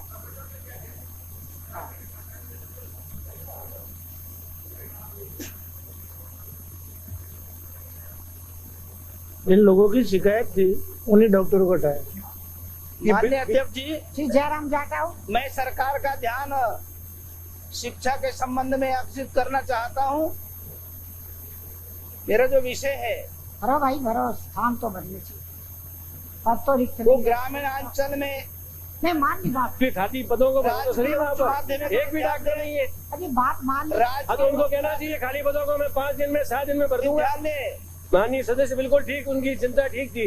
क्या खाली पदों को तो भरने का आश्वासन देना चाहिए। पब्लिक का तो सोचो, पब्लिक का सोच के ही तो मैंने कहा भाई सरकार को कॉग्निजेंस लेना। माननीय संयम लोढ़ा जी, नंबर मेरा भाई बोलने दो। सरकार वो खड़े हो गए ना राज्य। माननीय अध्यक्ष जी, मेरा विषय शिक्षा के संबंध में था। ग्रामीण अंचल में चाहे वो राजकीय प्राथमिक विद्यालय हो चाहे राजकीय माध्यमिक विद्यालय हो, चाहे प्राथमिक विद्यालय हो, पूरे जिले का यह हाल है। किसी भी विधानसभा क्षेत्र में बहुत दूर के लंबी दूरी के स्कूलों में जहां बच्चों की स्ट्रेंथ संख्या उनके अनुपात में मास्टर कम जाते हैं और शहरों में मास्टरों की भरमार होती है। बस मैं धन्यवाद देना चाहता हूं शिक्षा मंत्री जी को कि हमारे यहाँ जब सदन में एक क्वेश्चन आया था, उन्होंने सारे सदन को ये विश्वास दिलाया था कि जो लंबी दूरी के लगभग जो स्कूल है जहां 25-25 वर्ष से शहरों में अध्यापक हैं, उनका तुरंत हम स्थानांतरण तबादला कर देंगे। लेकिन अध्यापकों की कमी का जो मामला टकराएगा उसमें हमारी सरकार चिंतित है। लेकिन मेरा इस शिक्षा के संबंध में एक दूसरा प्रश्न और था। चूंकि राज्य सरकार का ध्यान निजी क्षेत्र में विश्वविद्यालयों को जो परमिशन देती है सरकार, विश्वविद्यालय खोलने की अनुमति देती है, उसमें सारी सुविधा, सारे नियम कानून कायदे राज्य सरकार उनको ये कहने के लिए बाध्य नहीं करते, नियम कानून कायदे में है। लेकिन उन विश्वविद्यालयों में अनुसूचित जाति और अनुसूचित जनजाति के बच्चों को एडमिशन उस बतौर नहीं मिलते जो सरकारी विश्वविद्यालयों में मिलते हैं। मैं इस बात को इसलिए कहना चाहता हूं कि गांव में, देहात में जो महाविद्यालय हैं, राजकीय महाविद्यालय हैं, उनसे बच्चों का, छात्र छात्राओं का शिक्षा में वहां पहुंच नहीं पाते, एडमिशन नहीं मिल पाते। और प्राइवेटों में अनुसूचित जाति और जनजाति के छात्र छात्राओं को शिक्षा से वंचित इसलिए रहना पड़ता है कि उनकी फीस बहुत ज्यादा अधिक है।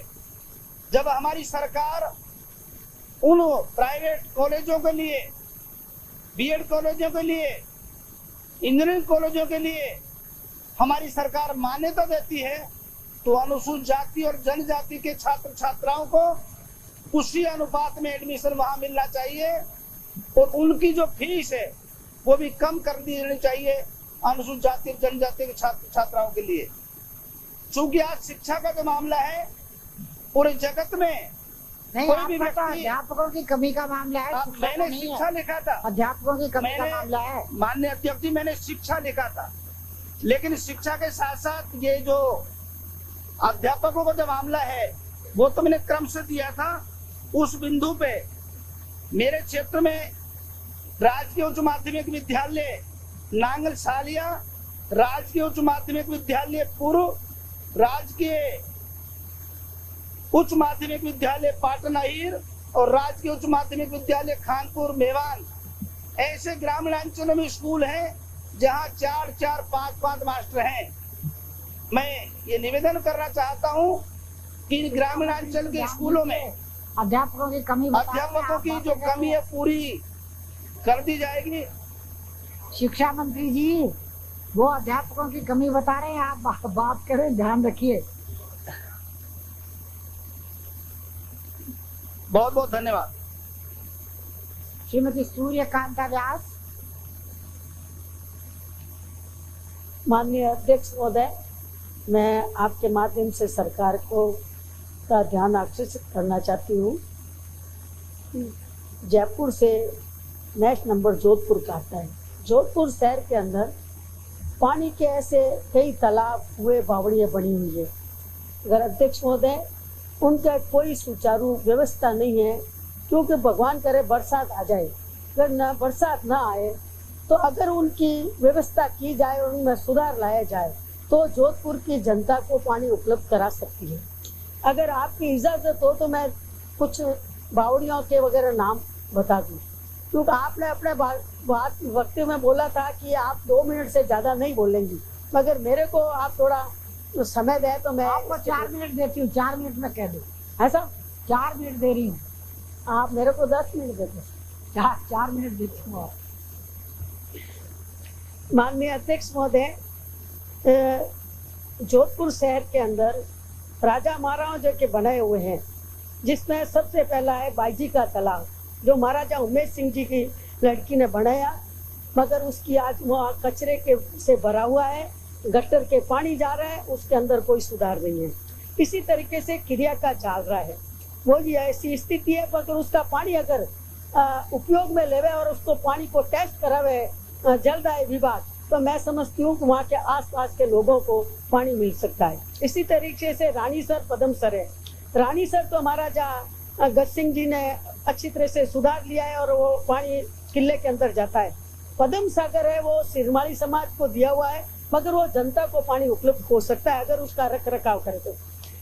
इसी तरीके से गंगला तालाब है, कचरे से भरा हुआ है, तालाब के अंदर तक लोग मकान बना रहे हैं।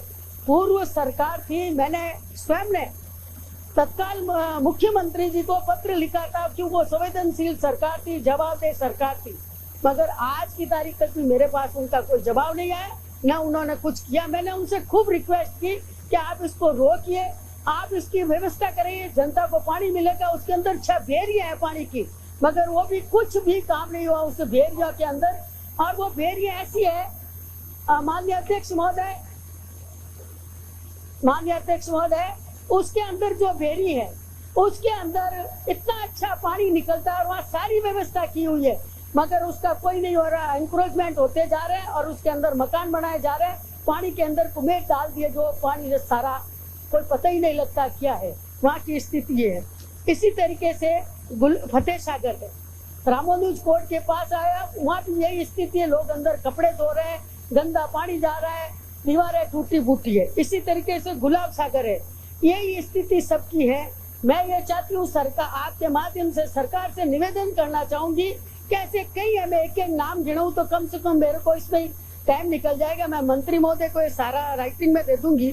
इसी तरीके से जालप पावड़ी है, जालप पावड़ी का पानी मोती चौक वगैरह हमारे शहर में सब जगह उपलब्ध हो रहा है। मैंने पाइपलाइन लगवाई थी भैरू सिंह जी की सरकार में, तो आज वो पानी मिल रहा है सरकार पब्लिक को। इसी तरीके से तापी बावड़ी है, वो पतालकोट बावड़ी है, उसका भी पानी सब जगह उपलब्ध हो रहा है। इसलिए मैं ये चाहती हूँ कि जितने कुआं, बावड़ियाँ, बेरा, जत्ता बेरा वगैरह जो कुछ भी है, इनको अगर सुरक्षित किया जाए और इनकी मरम्मत कराई जाए, तो मैं समझती हूँ कि जोधपुर की जनता को अंदर पानी सब सुचारू रूप से मिल सकेगा। इसके साथ साथ मैं आपसे अध्यक्ष महोदय निवेदन करना चाहूंगी, एडीपी की एक परियोजना है, एडीपी योजना के अंदर ये तालाब, कुएं, बावड़ी सब ली हुई है, जिसमें फतेह सागर, गुलाब सागर, रानी सागर सारे लिए हुए, मगर क्या मालूम वो योजना खटई में पड़ गई। उसका कुछ, हालांकि एडीपी काम करे तो बहुत अच्छा काम कर सकती है, मगर क्या मालूम टेंडर करते हैं और कैंसिल करते हैं, टेंडर करते हैं और कैंसिल करते हैं, कोई उसके अता पता नहीं लग रहा है। मैं आपके माध्यम से चाहूंगी कि अगर जोधपुर जनता को आप पानी उपलब्ध कराएं और ये ऐसे 50 साल में भी कोई ऐसा बांध, तालाब, कुआं नहीं खुदा सके जो खुदे हुए, इनकी अगर व्यवस्था हो जाए तो मैं समझती हूँ कि आने वाले समय भगवान करे बरसात आए नहीं आवे तो जोधपुर की जनता को इसके माध्यम से पानी मिल सकता है। मैं यही निवेदन कर रही हूँ यहाँ। और एक दूसरा बात मैं भूल गई, खास बात मेरे माननीय अध्यक्ष महोदय, यहाँ पे ये जो तालाब, ये जो बावड़ियाँ वगैरह है, फतेह सागर, गुलाब सागर, यहाँ पे नहरें आ रही है, नहरें कचरों से ऐसी भरी हुई है, लोग अंदर पेशाब कर देते हैं, अंदर लैट्रिन कर देते हैं, वो भी कोई देखने वाला नहीं है। तो मैं ये चाहूँ कि स्वास्थ्य शासन मंत्री जी भी यहाँ मौजूद हो तो, और ये जलदाय मंत्री जी भी बैठे, दोनों से संबंधित है, अगर ये इसके अंदर व्यवस्था करे तो मैं समझती हूँ जोधपुर की जनता को पानी में सहूलियत होगी। और एडीपी परियोजना में भी अगर आप कहेंगे तो इसका काम सुचारू रूप से हो जाएगा। धन्यवाद। धन्यवाद।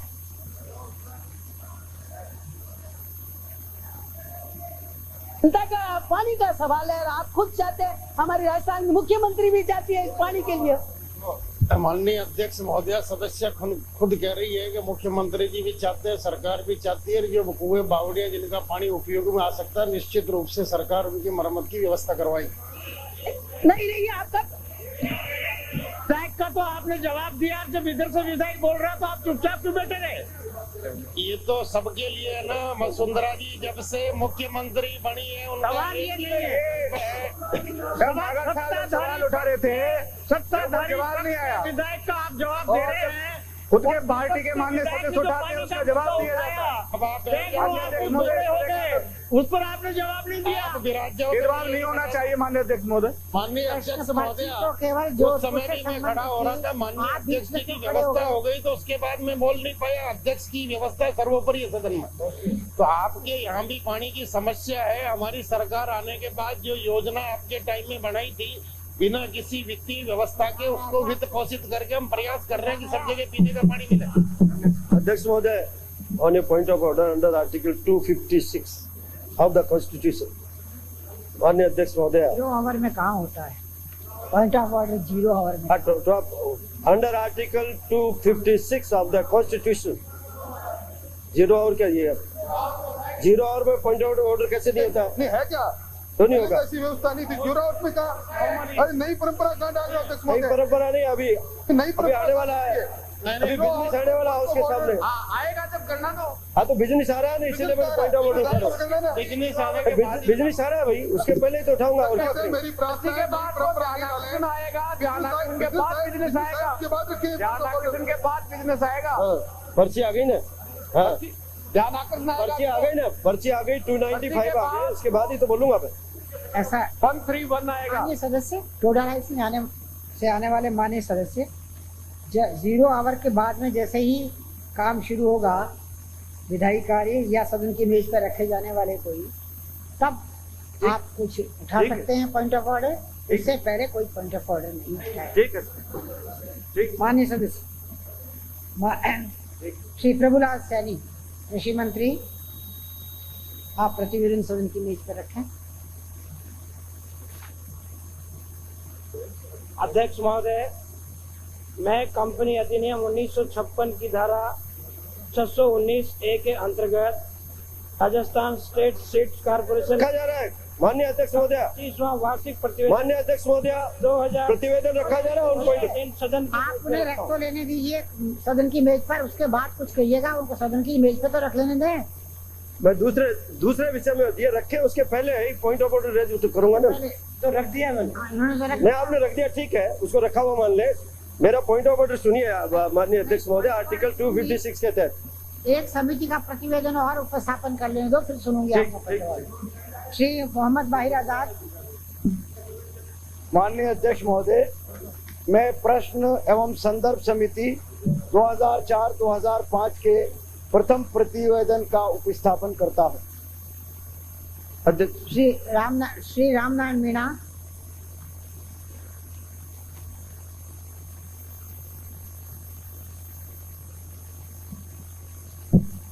मैं जिला बूंदी स्थित झरमादेव संपर्क सड़क का डामरीकरण करवाए जाने बाबत 5 व्यक्तियों द्वारा हस्ताक्षरित एवं जिला बूंदी के मोतीपुरा बांध की ऊंचाई बढ़ाने एवं नहरों की मरम्मत करवाए जाने बाबत 4 व्यक्तियों द्वारा हस्ताक्षरित याचिकाएं उपस्थित करता हूं।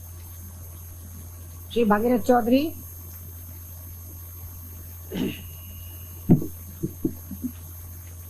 अध्यक्ष महोदय, किशनगढ़ विधानसभा क्षेत्र अजमेर में पानी की समस्या के संबंध में निराकरण हेतु में विश्व परियोजना से पेयजल उपलब्ध कराने बाबत माननीय अध्यक्ष, मेरे किशनगढ़ विधानसभा क्षेत्र के गांवों एवं शहर के क्षेत्र में विगत 10 वर्षों से पेयजल की काफी गंभीर समस्या है। समस्या के निदान हेतु जिला स्तर पर वैकल्पिक व्यवस्था का भी सर्वे हुआ है, जिसके अनुसार एक सर्वे बीसलपुर बांध से किशनगढ़ को निर्बाध रूप से पानी सप्लाई कराया जाना था, लेकिन वर्तमान में किसी न किसी कारण से का उपस्थापन करेंगे। केवल याचिका का उपस्थापन कर दीजिए। माननीय अध्यक्ष महोदय, मैं किशनगढ़ विधानसभा क्षेत्र में पानी की समस्या का निराकरण हेतु बीसलपुर परियोजना से पेयजल उपलब्ध कराने बाबत 4 व्यक्तियों द्वारा हस्ताक्षरित याचिका का प्रस्तावित करता हूँ। श्री बनवारी लाल। माननीय अध्यक्ष महोदय, मैं राजकीय बालिका प्राथमिक विद्यालय नवीन ज्योति नगर जयपुर में मूलभूत सुविधाएं उपलब्ध कराने बाबत 4 व्यक्तियों द्वारा हस्तांतरित एक याचिका प्रस्तावित करता हूं। प्रक्रिया के नियम 131 के अंतर्गत श्री राव राजेंद्र अध्यक्ष महोदय, आप परमिशन देंगे मुझे? परमिशन क्यों? आप कोई पॉइंट ऑफ ऑर्डर हो तो वो रेज कर सकते हैं, बाकी ऐसे क्या permission? Point of thank you. मैं आर्टिकल 256, 252, 352, 353, 356 की तरफ आपका ध्यान आकर्षित करना चाहूंगा। माननीय अध्यक्ष महोदय, मैं एक बहुत महत्वपूर्ण मामला सदन में उठाने जा रहा हूं, जो कि भारत के संविधान के फेडरल स्ट्रक्चर के और भारत के संविधान की मूल भावना के विपरीत कल एक कार्य हुआ है। अध्यक्ष महोदय, मैं आपका ध्यान दिलाना चाहूंगा, कल 18 जुलाई को प्रधानमंत्री जी ने राज्यों के मुख्यमंत्रियों को एक पत्र लिखा है और उस पत्र की कुछ पंक्तियां मैं आपको पढ़कर सुनाना चाहूंगा। इसमें माननीय प्रधानमंत्री जी ने मुख्यमंत्रियों से लिखा है, उनके ये एक्सट्रैक्ट जो उन्होंने प्रधानमंत्री कार्यालय से भेजे हैं वो ही मैं आपके सामने सदन में पढ़कर सुनाना चाहूंगा। ये point of order, maintenance of law and order. आप सुनिए पहले, आप सुनिए भाई। पॉइंट ऑफ ऑर्डर है क्या? हाँ, पॉइंट ऑफ ऑर्डर है ना, आप सुनिए ना। आप पहले आप बैठिए तो सही। किस व्यवस्था? आप पहले आप सुने ना पॉइंट ऑफ ऑर्डर क्या है। आप 294 पढ़ लीजिए। आप बिना सुने ही कैसे आप अपनी व्यवस्था जब तक मैं सुन नहीं लूँ, जब तक मैं औचित्य के प्रश्न पे क्या व्यवस्था दूंगी? मैं सुनूं तो बात नहीं। माननीय अध्यक्ष महोदय, क्या है सदन के रिकॉर्ड में लाने की साजिश है। क्या आसन को ऐसी साजिश का को रोकना चाहिए। कौन सी साजिश? ऐसी साजिश नहीं हो, गलत बातें खड़े हुए हैं तो बिना सुने मैं क्या व्यवस्था दूंगी? आ रहा है प्रधानमंत्री जी के पद की बात। आप बिना जाइए, आप प्रधानमंत्री जी के बारे में यहाँ डिस्कस करें। अरे आप ऑर्डर है क्या? आप पहले सुनिए तो सही ना, क्या है मेरे को? आप बिना जाइए। एक दिन पढ़ा है। अध्यक्ष महोदय से परमिशन लेकर बोल रहा हूँ, मैं आपके इंटरफेयर नहीं करता हूँ जब आप बोलते हैं। माननीय विधायक महोदय, माननीय सदस्य आप बोलते हैं तो विधायक महोदय, मैं इंटरफेयर नहीं करता हूँ, आप बोलते हैं तो प्लीज। प्रधानमंत्री का जिक्र करना भी चाहिए। मेंटेनेंस ऑफ लॉ मान्यता है कर रहा हूँ मैं। पॉइंट ऑफ ऑर्डर में आर्टिकल के शासन को ऐसी प्रवृत्ति को बढ़ावा नहीं देना। क्या आर्टिकल का मैं प्रोविजन देकर उठा रहा हूँ।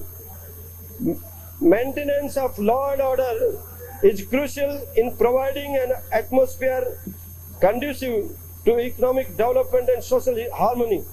Challenges of law and order as well as development require stability of tenure of officials in key positions. Frequent transfers of public servants have a debilitating impact not only on their performance and morale but also on the whole process of governance. Development administration also involves learning that to a large extent depends on the regularity of tenure. Therefore, I urge you to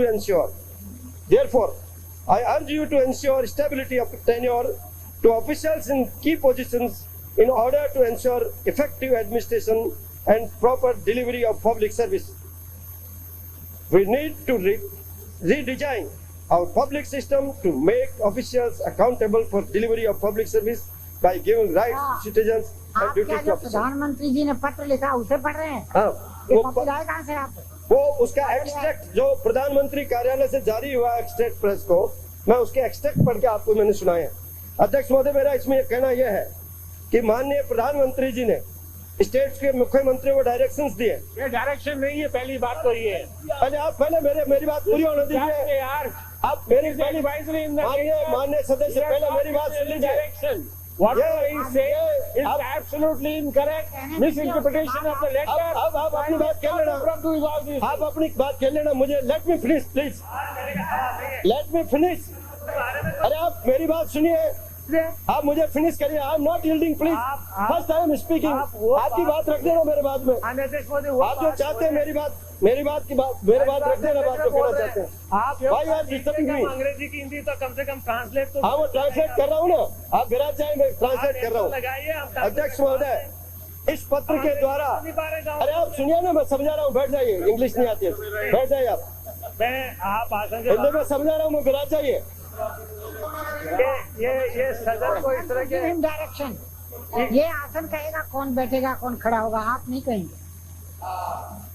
अध्यक्ष महोदय, आपकी व्यवस्था को मैं सिरोधार्य करता हूं, लेकिन बार बार वो इंटरफेयर कर ले। मैं क्षमा चाहता हूं माननीय सदस्य से कि मैं आप जब बोलते हैं तो मैं बीच में इंटरफेयर नहीं करता। बोलने का सवाल नहीं है, सदन किसी परंपराओं से चलता है। क्या इस तरह से प्रधानमंत्री के लेटर को डिस्कस हुआ है? हर क्या पॉइंट ऑफ ऑर्डर वैसा प्रधानमंत्री का लेटर है? माननीय तिवारी साहब, मैं आपकी विद्वत्ता को समझता हूँ, जानता हूँ, पहचानता हूँ, देखा है मैंने, लेकिन कृपा करके आप ही बोल दीजिए साहब। मैं LLB हूँ, ये LLM है, मैं कहा ये कहा आपके सदस्य सदन का टाइम जाया करे। मंत्री महोदय, आप कृपा कीजिए उनको कर दीजिए ताकि मंत्री नहीं बने, LLM तो मंत्री नहीं बने, LLB मंत्री बन गए।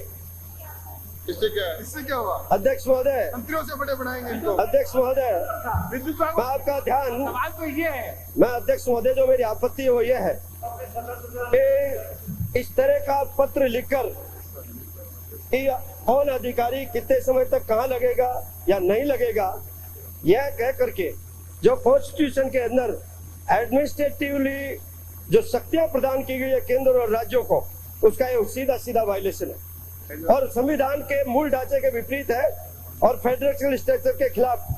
सरकार या कमीशन ने भी बार बार अपने प्रतिवेदन में इस संबंध में आगाह किया है केंद्र सरकार को कि राज्यों के प्रशासनिक कार्यों में वो दखल नहीं दे।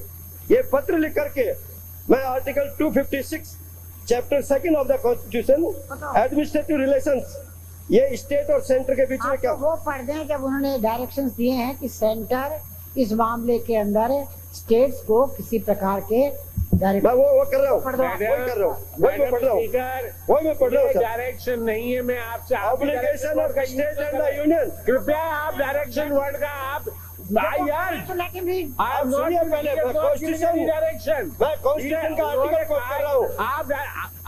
मैं कॉन्स्टिट्यूशन का डायरेक्शन दिया है, मैं कॉन्स्टिट्यूशन का दिया है, अर्ज किया है, एडवाइजरी इन द नेचर है। मैं कॉन्स्टिट्यूशन का आर्टिकल क्या बुरा है? हम लोग नहीं कहते थे अध्यक्ष महोदय, ट्रांसफर नहीं होने, मैं कॉन्स्टिट्यूशन का एक एडवाइजरी है कि आपका डेवलपमेंट वर्क आपका हैम्पर करता है, आप उस भली एडवाइस का यहाँ गलत इंटरप्रिटेशन करके मिसलीड करके आप हाउस को मिसलीड करना चाहते हैं।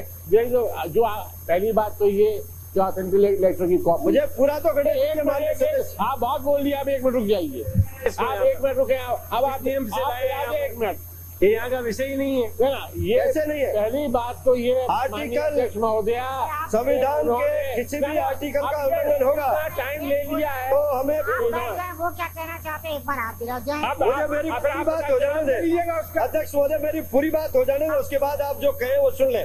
मेरी पूरी बात हो जाने दे, मैं आप कृपया मेरी पूरी बात हो जाने दे।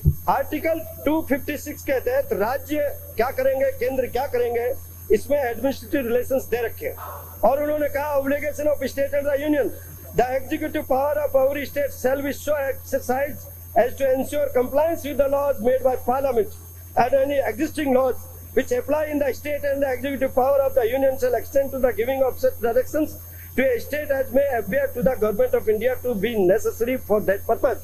पार्लियामेंट में जो कानून बनाया गया है और उसकी पालना उन राज्यों में की जा रही है, उस जो लागू है जिन राज्यों में, एक तो उस संबंध में केंद्र सरकार डायरेक्शन दे सकती है, या दूसरा 352 में आर्टिकल 352 के तहत यदि इमरजेंसी लगा दी जाए और इमरजेंसी के बाद आर्टिकल 353 का ए जो इफेक्ट क्या होगा उसका, उसमें कहा notwithstanding anything in this constitution the executive power of the union shall extend to the giving of directions to any state as to the manner in which the executive power thereof is to be exercised। Hindi में पढ़ के सुना देता हूँ माननीय सदस्य चाहते हैं, इस संविधान में किस बात के होते हुए भी संघ की कार्यपालिका शक्ति का विस्तार किसी राज्य को इस बारे में निर्देश देने तक होगा कि वह राज्य अपनी कार्यपालिका शक्ति का किस रीति से प्रयोग करे। यह आपातकाल की घोषणा का प्रभाव, उसमें तब डायरेक्शन दिया जा सकता है। और एक 356 के तहत अगर आपातकाल की घोषणा हो जाती है जिसमें वहां की मशीनरी डिफंग हो जाए, उस स्थिति में केंद्र डायरेक्शन दे सकता है। बाहर से एग्रेशन हो जाए उस स्थिति में दे सकता है। अध्यक्ष महोदय, इस समय न तो इमरजेंसी लगाई गई है, न कोई एग्रेशन है बाहर से, न कोई फाइनेंशियल इमरजेंसी है, और न ही कोई इस तरह की स्थिति पैदा हुई है। इसलिए जो माननीय, तो ये सारा का सारा आर्टिकल 256, आर्टिकल 252, 253 ए और 256, 356, 355 ये सब, और इन सब का ये उल्लंघन है। इसलिए राज्यों के अधिकारों पर अतिक्रमण करने का प्रयास किया गया इस लेटर से। इसे कॉन्स्टिट्यूशन का फेडरल स्ट्रक्चर पर हमला हुआ है, कॉन्स्टिट्यूशन की मूल भावना के विपरीत है सब। और मैं मांग करता हूं, इसलिए मैं मांग कर रहा हूं अध्यक्ष महोदय कि सरकार को समय रहते, आज तो ये लेटर लिखा है, उन्होंने ये कहा कि इन अफसरों के तबादले नहीं किया जाए या कितने समय तक रहेंगे, कितने समय तक नहीं रहेंगे, इस तरह का लेटर लिखा है। आगे वो कह सकते हैं कि आपको कैसे काम करना और कैसे नहीं करना है। ये सीधे सीधे राजस्थान विधानसभा के अधिकारों पर, राज्य सरकार के अधिकारों पर कुठाराघात है। इसलिए इसको रोकने के लिए, केंद्र के दखल को रोकने के लिए राज्य सरकार को प्रयास करना चाहिए, इसका विरोध करना चाहिए और सदन को भी पुरजोर शब्दों में इसका विरोध करना चाहिए कि राज्य सरकार के हस्तक्षेप केंद्र सरकार के राज्य के अधिकारों में, और एक प्रस्ताव पास करके राज्य विधानसभा की तरफ से केंद्र सरकार को चेतावनी देनी चाहिए कि हमारे अधिकारों पर आप कुठाराघात नहीं कर सकते, हम स्वतंत्र है, स्वतंत्र चुनाव हुआ विधानसभा का और विधानसभा राज्य सरकार निर्णय लेने में स्वतंत्र है। इस संबंध में आपकी अपना पॉइंट ऑफ ऑर्डर रेज कर दिया, आपने मैं कुछ कहने की राहत देंगे आप भी कहिए। मैं आपसे निवेदन करूं कि इन्होंने, माननीय सदस्य ने जो इस पत्र का हवाला दिया है इसके बारे में अखबारों में आया था और मंत्री कार्यालय से लेटर, मान्य मैं करेक्ट करना चाहता हूँ, with the permission of you madam speaker, वही तो कह रहा हूँ। जो प्रधानमंत्री कार्यालय से 18 तारीख को जो प्रेस रिलीज हुई अखबारों को, मेरे पास वो तो कह रहा हूँ यार, तो नहीं है, आप सुनो, उसकी कॉपी है, उसमें से मैंने पढ़कर, आप सुन तो रहे नहीं है। इन्होंने अखबार में पढ़ा, बड़ी अच्छी बात है। हाँ हाँ, वो अखबार में आया, उसमें कहीं मैं इनको चैलेंज नहीं कर रहा हूँ। अखबार में आया, लेकिन वो तो कह रहे हैं ना कि मुझे तो प्रेस को जो उन्होंने, हाँ वही तो अखबार में आया है साहब, वही तो प्रेस रिलीज भी अखबार में आई है, मैंने भी देखा, तो वही तो मैं अभी निवेदन कर रहा हूँ। मैंने देखा है, मैंने भी पढ़ा है वो, मैंने ही पढ़ा। प्रधानमंत्री कार्यालय से इशू हुआ है, इसमें लिखा हुआ प्रधानमंत्री कार्यालय, मान रहे हैं। सवाल ये है, एक शब्द के ऊपर सारा ये है मामला, इसका इंटरप्रिटेशन इन्होंने बिल्कुल गलत, और इस सदन का समय बर्बाद किया। इस समय बर्बाद करने के समय के बहुत दोषी हैं इतने विद्वान सदस्य होते हुए जिनके पास LLM की डिग्री है। It is advisory in the nature, I request you, it's only request, he has not given any direction. तो किस संविधान का उल्लंघन हुआ है, कौन सी संविधान के आर्टिकल का उल्लंघन हुआ है? ये सिर्फ एक राजनीतिक तौर के ऊपर देश के प्रधानमंत्री जी को, जो कांग्रेस पार्टी के हैं, उनको मलाइन करने की चेष्टा माननीय सदस्य कर रहे हैं, जो अनुचित है। प्रधानमंत्री के गरिमामय पद को जो आज दिन तक सारी कंट्रोवर्सियों से दूर है, सारा देश जिनका सम्मान करता है, उनके ऊपर इस प्रकार के आक्षेप लगाना, मैं नाथू सिंह जी जैसे सदस्य से मुझे उम्मीद नहीं थी। LLM, वो तिवारी जी को तो इसी बात की तकलीफ है, जब मैं LLB रह गया, लॉ मिनिस्टर बन गया, वो LLM होके लॉ मिनिस्टर नहीं बने। आप नहीं बनने वाले, आप कैसे इंटरप्रिटेशन कर लीजिए, आपको कुछ नहीं मिलने वाला है। इस पॉइंट ऑफ ऑर्डर के अंदर कोई दम नहीं है, इस पॉइंट ऑफ ऑर्डर को आप खारिज करें और सदन की कार्रवाई आगे चलने दें, यही मेरा आपसे अनुरोध है माननीय अध्यक्ष महोदय। अध्यक्ष महोदय, पॉइंट ऑफ ऑर्डर अध्यक्ष महोदय उस बिंदु पे उठाए जाते हैं जो सदन में अभी चर्चा होने वाली है। अभी जो कार्यसूची है, उस कार्यसूची के अनुसार ध्यानाकर्षण प्रस्ताव आने वाला था, यहाँ पर ये चिट्ठी कहाँ से आ गई? एक तो वैसे भी इन्होंने बिना वजह पॉइंट ऑफ ऑर्डर उठाया, कई नियमों का उल्लंघन हो रहा हो, प्रक्रिया और कार्य संचालन संबंधी नियम का कहीं उल्लंघन हुआ हो, या कहीं कोई इस तरह का मामला चल रहा हो जो नियम विरुद्ध प्रक्रिया कोई चल रही है, तब पॉइंट ऑफ ऑर्डर आता है। तो इसलिए ये पॉइंट ऑफ ऑर्डर रिजेक्ट हो गया है। दूसरा ये है कि जैसा हमारे अदाखेड़ा से आने वाले माननीय सदस्य ने बताया कि उन्होंने एक एडवाइजरी नेचर की चिट्ठी दी है, उसमें कोई डायरेक्शंस नहीं दिए हैं, और कोई भी देश का प्रधानमंत्री फेडरल स्ट्रक्चर में एडवाइजरी रोल कर सकता है, और मैं तो ये कह रहा हूँ डायरेक्शन भी दे सकता है। डायरेक्शन इसलिए दे सकता है, एक मिनट में, अंडर व्हाट हमारे जितने भी IAS कैडर के लोग हैं इस आर्टिकल के वो हमारे भारत सरकार से गवर्न होते हैं। IPS उनसे गवर्नमेंट होते हैं, उनके बारे में समय समय पर मैं डीओपी मिनिस्टर रहा हूँ। इनकी सरकार के वक्त में भी प्रधानमंत्री की, कार्मिक मंत्री की चिट्ठियां आती थी कि आप एक कलेक्टर के ट्रांसफर 2 साल से पहले नहीं करें, आईपीएस के ट्रांसफर 2 साल से पहले नहीं करें। मैं बता सकता हूं कि कार्मिक विभाग में ऐसे पत्र आए हैं। इसलिए अध्यक्ष महोदय, मैं कहना चाहता हूं कि एडवाइजरी नेचर के पत्रों के बारे में इस प्रकार से किसी को मेलाइन करना उचित नहीं है। इसलिए मेहरबानी करके इसको जो point of order Toda Rai Singh से आने वाले माननीय सदस्य ने उठाया है, इसको रिजेक्ट करें। अध्यक्ष महोदय, मैं माननीय सदस्य ने जो कहा है, नेहरू जी ने, सुनिए माननीय सदस्य, Nehru ji, point of order तो कोई भी सदस्य किसी भी समय उठा सकता है। संविधान के तहत, लेकिन सुनिए आप, लेकिन इस प्रश्न के ऊपर, इस पॉइंट ऑफ ऑर्डर के ऊपर मैं अपनी व्यवस्था कुछ समय बाद करीब आपको 4 बजे के आसपास देखूंगी। फिर आप मुख्यमंत्री जी से पत्र मंगा ले पहले। आप प्रेस की कटिंग और प्रेस की ब्रीफिंग के ऊपर नहीं जाएंगे। नहीं, प्रेस की कटिंग में नहीं बोल रहा हूँ। प्रधानमंत्री जी की कार्यालय से जारी हुई, प्रधानमंत्री जी के कार्यालय से जारी हुई प्रेस रिलीज को मैं आधार बनाकर बोल रहा हूँ। उन्होंने रिलीज किया पॉइंट ऑफ इंफॉर्मेशन। अध्यक्ष, पॉइंट ऑफ ऑर्डर नहीं होता है। नेहरू जी ने भी उस समय इस तरह के कुछ चिट्ठियां लिखी थी, उसका विरोध हुआ। उसके बाद किसी भी प्रधानमंत्री ने कभी भी राज्य के मुख्यमंत्रियों को इस तरह की चिट्ठी नहीं लिखी। इसलिए मैं उस आधार पर कह रहा हूँ कि ये चिट्ठी राज्य के अधिकारों पर अतिक्रमण है, इसलिए इसको रोका जाना चाहिए। अध्यक्ष महोदय, ये परंपरा ठीक नहीं, आगे के लिए स्वस्थ लोकतंत्र के लिए ठीक नहीं है और हमारे फेडरल स्ट्रक्चर के लिए ठीक नहीं है, इसलिए इसको रोका जाना चाहिए। ये प्रधानमंत्री जी ने सिर्फ अर्ज किया, इन्होंने खुद ने अभी बोला अर्ज। अब प्रधानमंत्री जी इनको, मुख्यमंत्री जी को अर्ज भी नहीं कर सकते, तो कल पंजाब पढ़ाई का मामला है। आज मुख्यमंत्रियों को आप इतना आजाद करना चाहते हो क्या? इस देश को बांटना चाहते हो क्या? हिंदुस्तान का प्रधानमंत्री फेडरल स्ट्रक्चर के अंदर वो अर्ज भी नहीं कर सकता। अर्ज में भी इतनी आपत्ति हो रही है, तकलीफ हो रही है इनको, तो फिर ये चाहते क्या है? कॉन्स्टिट्यूशन पढ़ो। कल शेर निकलेगा। आज तो ये खरगोश निकला है, कल शेर निकल सकता है। इस तरह से इसका विरोध होना चाहिए। दूसरी तरफ अर्ज के सिर्फ अर्ज किया है। अर्ज तो कोई भी साधारण नागरिक भी अर्ज कर सकता है हाथ जोड़ के। क्या आपसे ऐसा अनुरोध है? आप जनहित में इस प्रकार परिवार कल्याण के मामले में ऊपर से पत्र आते हैं, यहाँ पर परिवार कल्याण मंत्रियों के पास में निवेदन करते हैं कि इस प्रकार से परिवार कल्याण राष्ट्रीय कार्यक्रम है, इसको लागू किया जाए।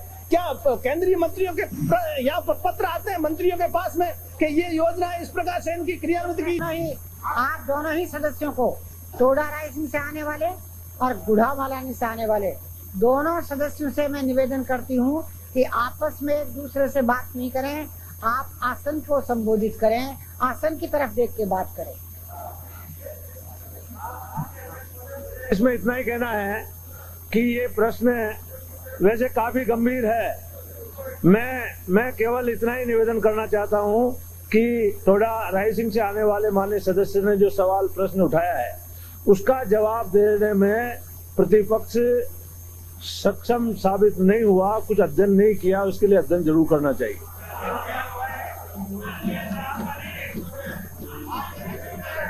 छोड़िए, आपकी अनुमति से सिर्फ एक निवेदन करना चाहूंगा कि टोडा नगर से, टोडा राय से आने वाले माननीय सदस्य ने विशेषाधिकार का जो सवाल उठाया है, इस पत्र से ना किसी माननीय सदस्य का विशेषाधिकार हो रहा है और ना ही सदन का हुआ है। अगर ये चिट्ठी लिखी गई है, सरकार को लिखी गई है, सदन का इस चिट्ठी के माध्यम से कोई अपमान नहीं हो रहा, ना विशेषाधिकार का आनंद हो रहा। तो आप देने में सक्षम, आप कैसे कह रहे? सम्माननीय अध्यक्ष महोदय, मैं राजस्थान विधानसभा की प्रक्रिया तथा कार्य संचालन संबंधी नियमावली के नियम 131 के अंतर्गत राज्य में क्रिकेट खेल में क्रिकेट संघों द्वारा की जा रही अनियमितताओं एवं शाहपुरा स्टेडियम के निर्माण में की गई अनियमितताओं से उत्पन्न स्थिति के संबंध में युवा एवं खेल कूद मंत्री का ध्यान आकर्षित करना चाहता हूँ।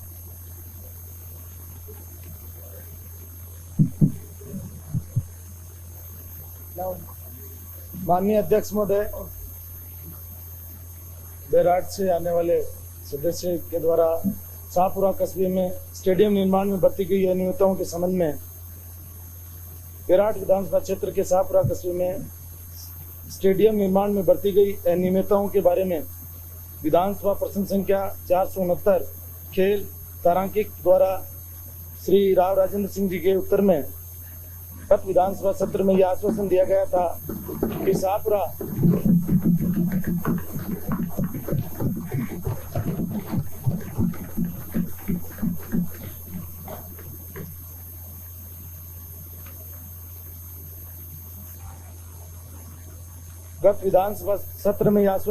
था कि शाहपुरा स्टेडियम में आवंटित भूमि एवं परियोजना पर 9 लाख रुपए की लागत के संबंध में जांच कराई जाएगी। इस संबंध में राजस्थान राज्य क्रीड़ा परिषद द्वारा 3 सदस्यों की समिति का गठन कर उक्त प्रकरण की जांच करवाई गई। कमेटी द्वारा प्रस्तुत जांच रिपोर्ट के अवलोकन पश्चात सार्वजनिक निर्माण विभाग के मुख्य अभियंता अतिरिक्त अभियंता से विस्तृत जांच करवाने का निर्णय लिया गया। उक्त जांच हेतु दिनांक 16/6/2004 को माननीय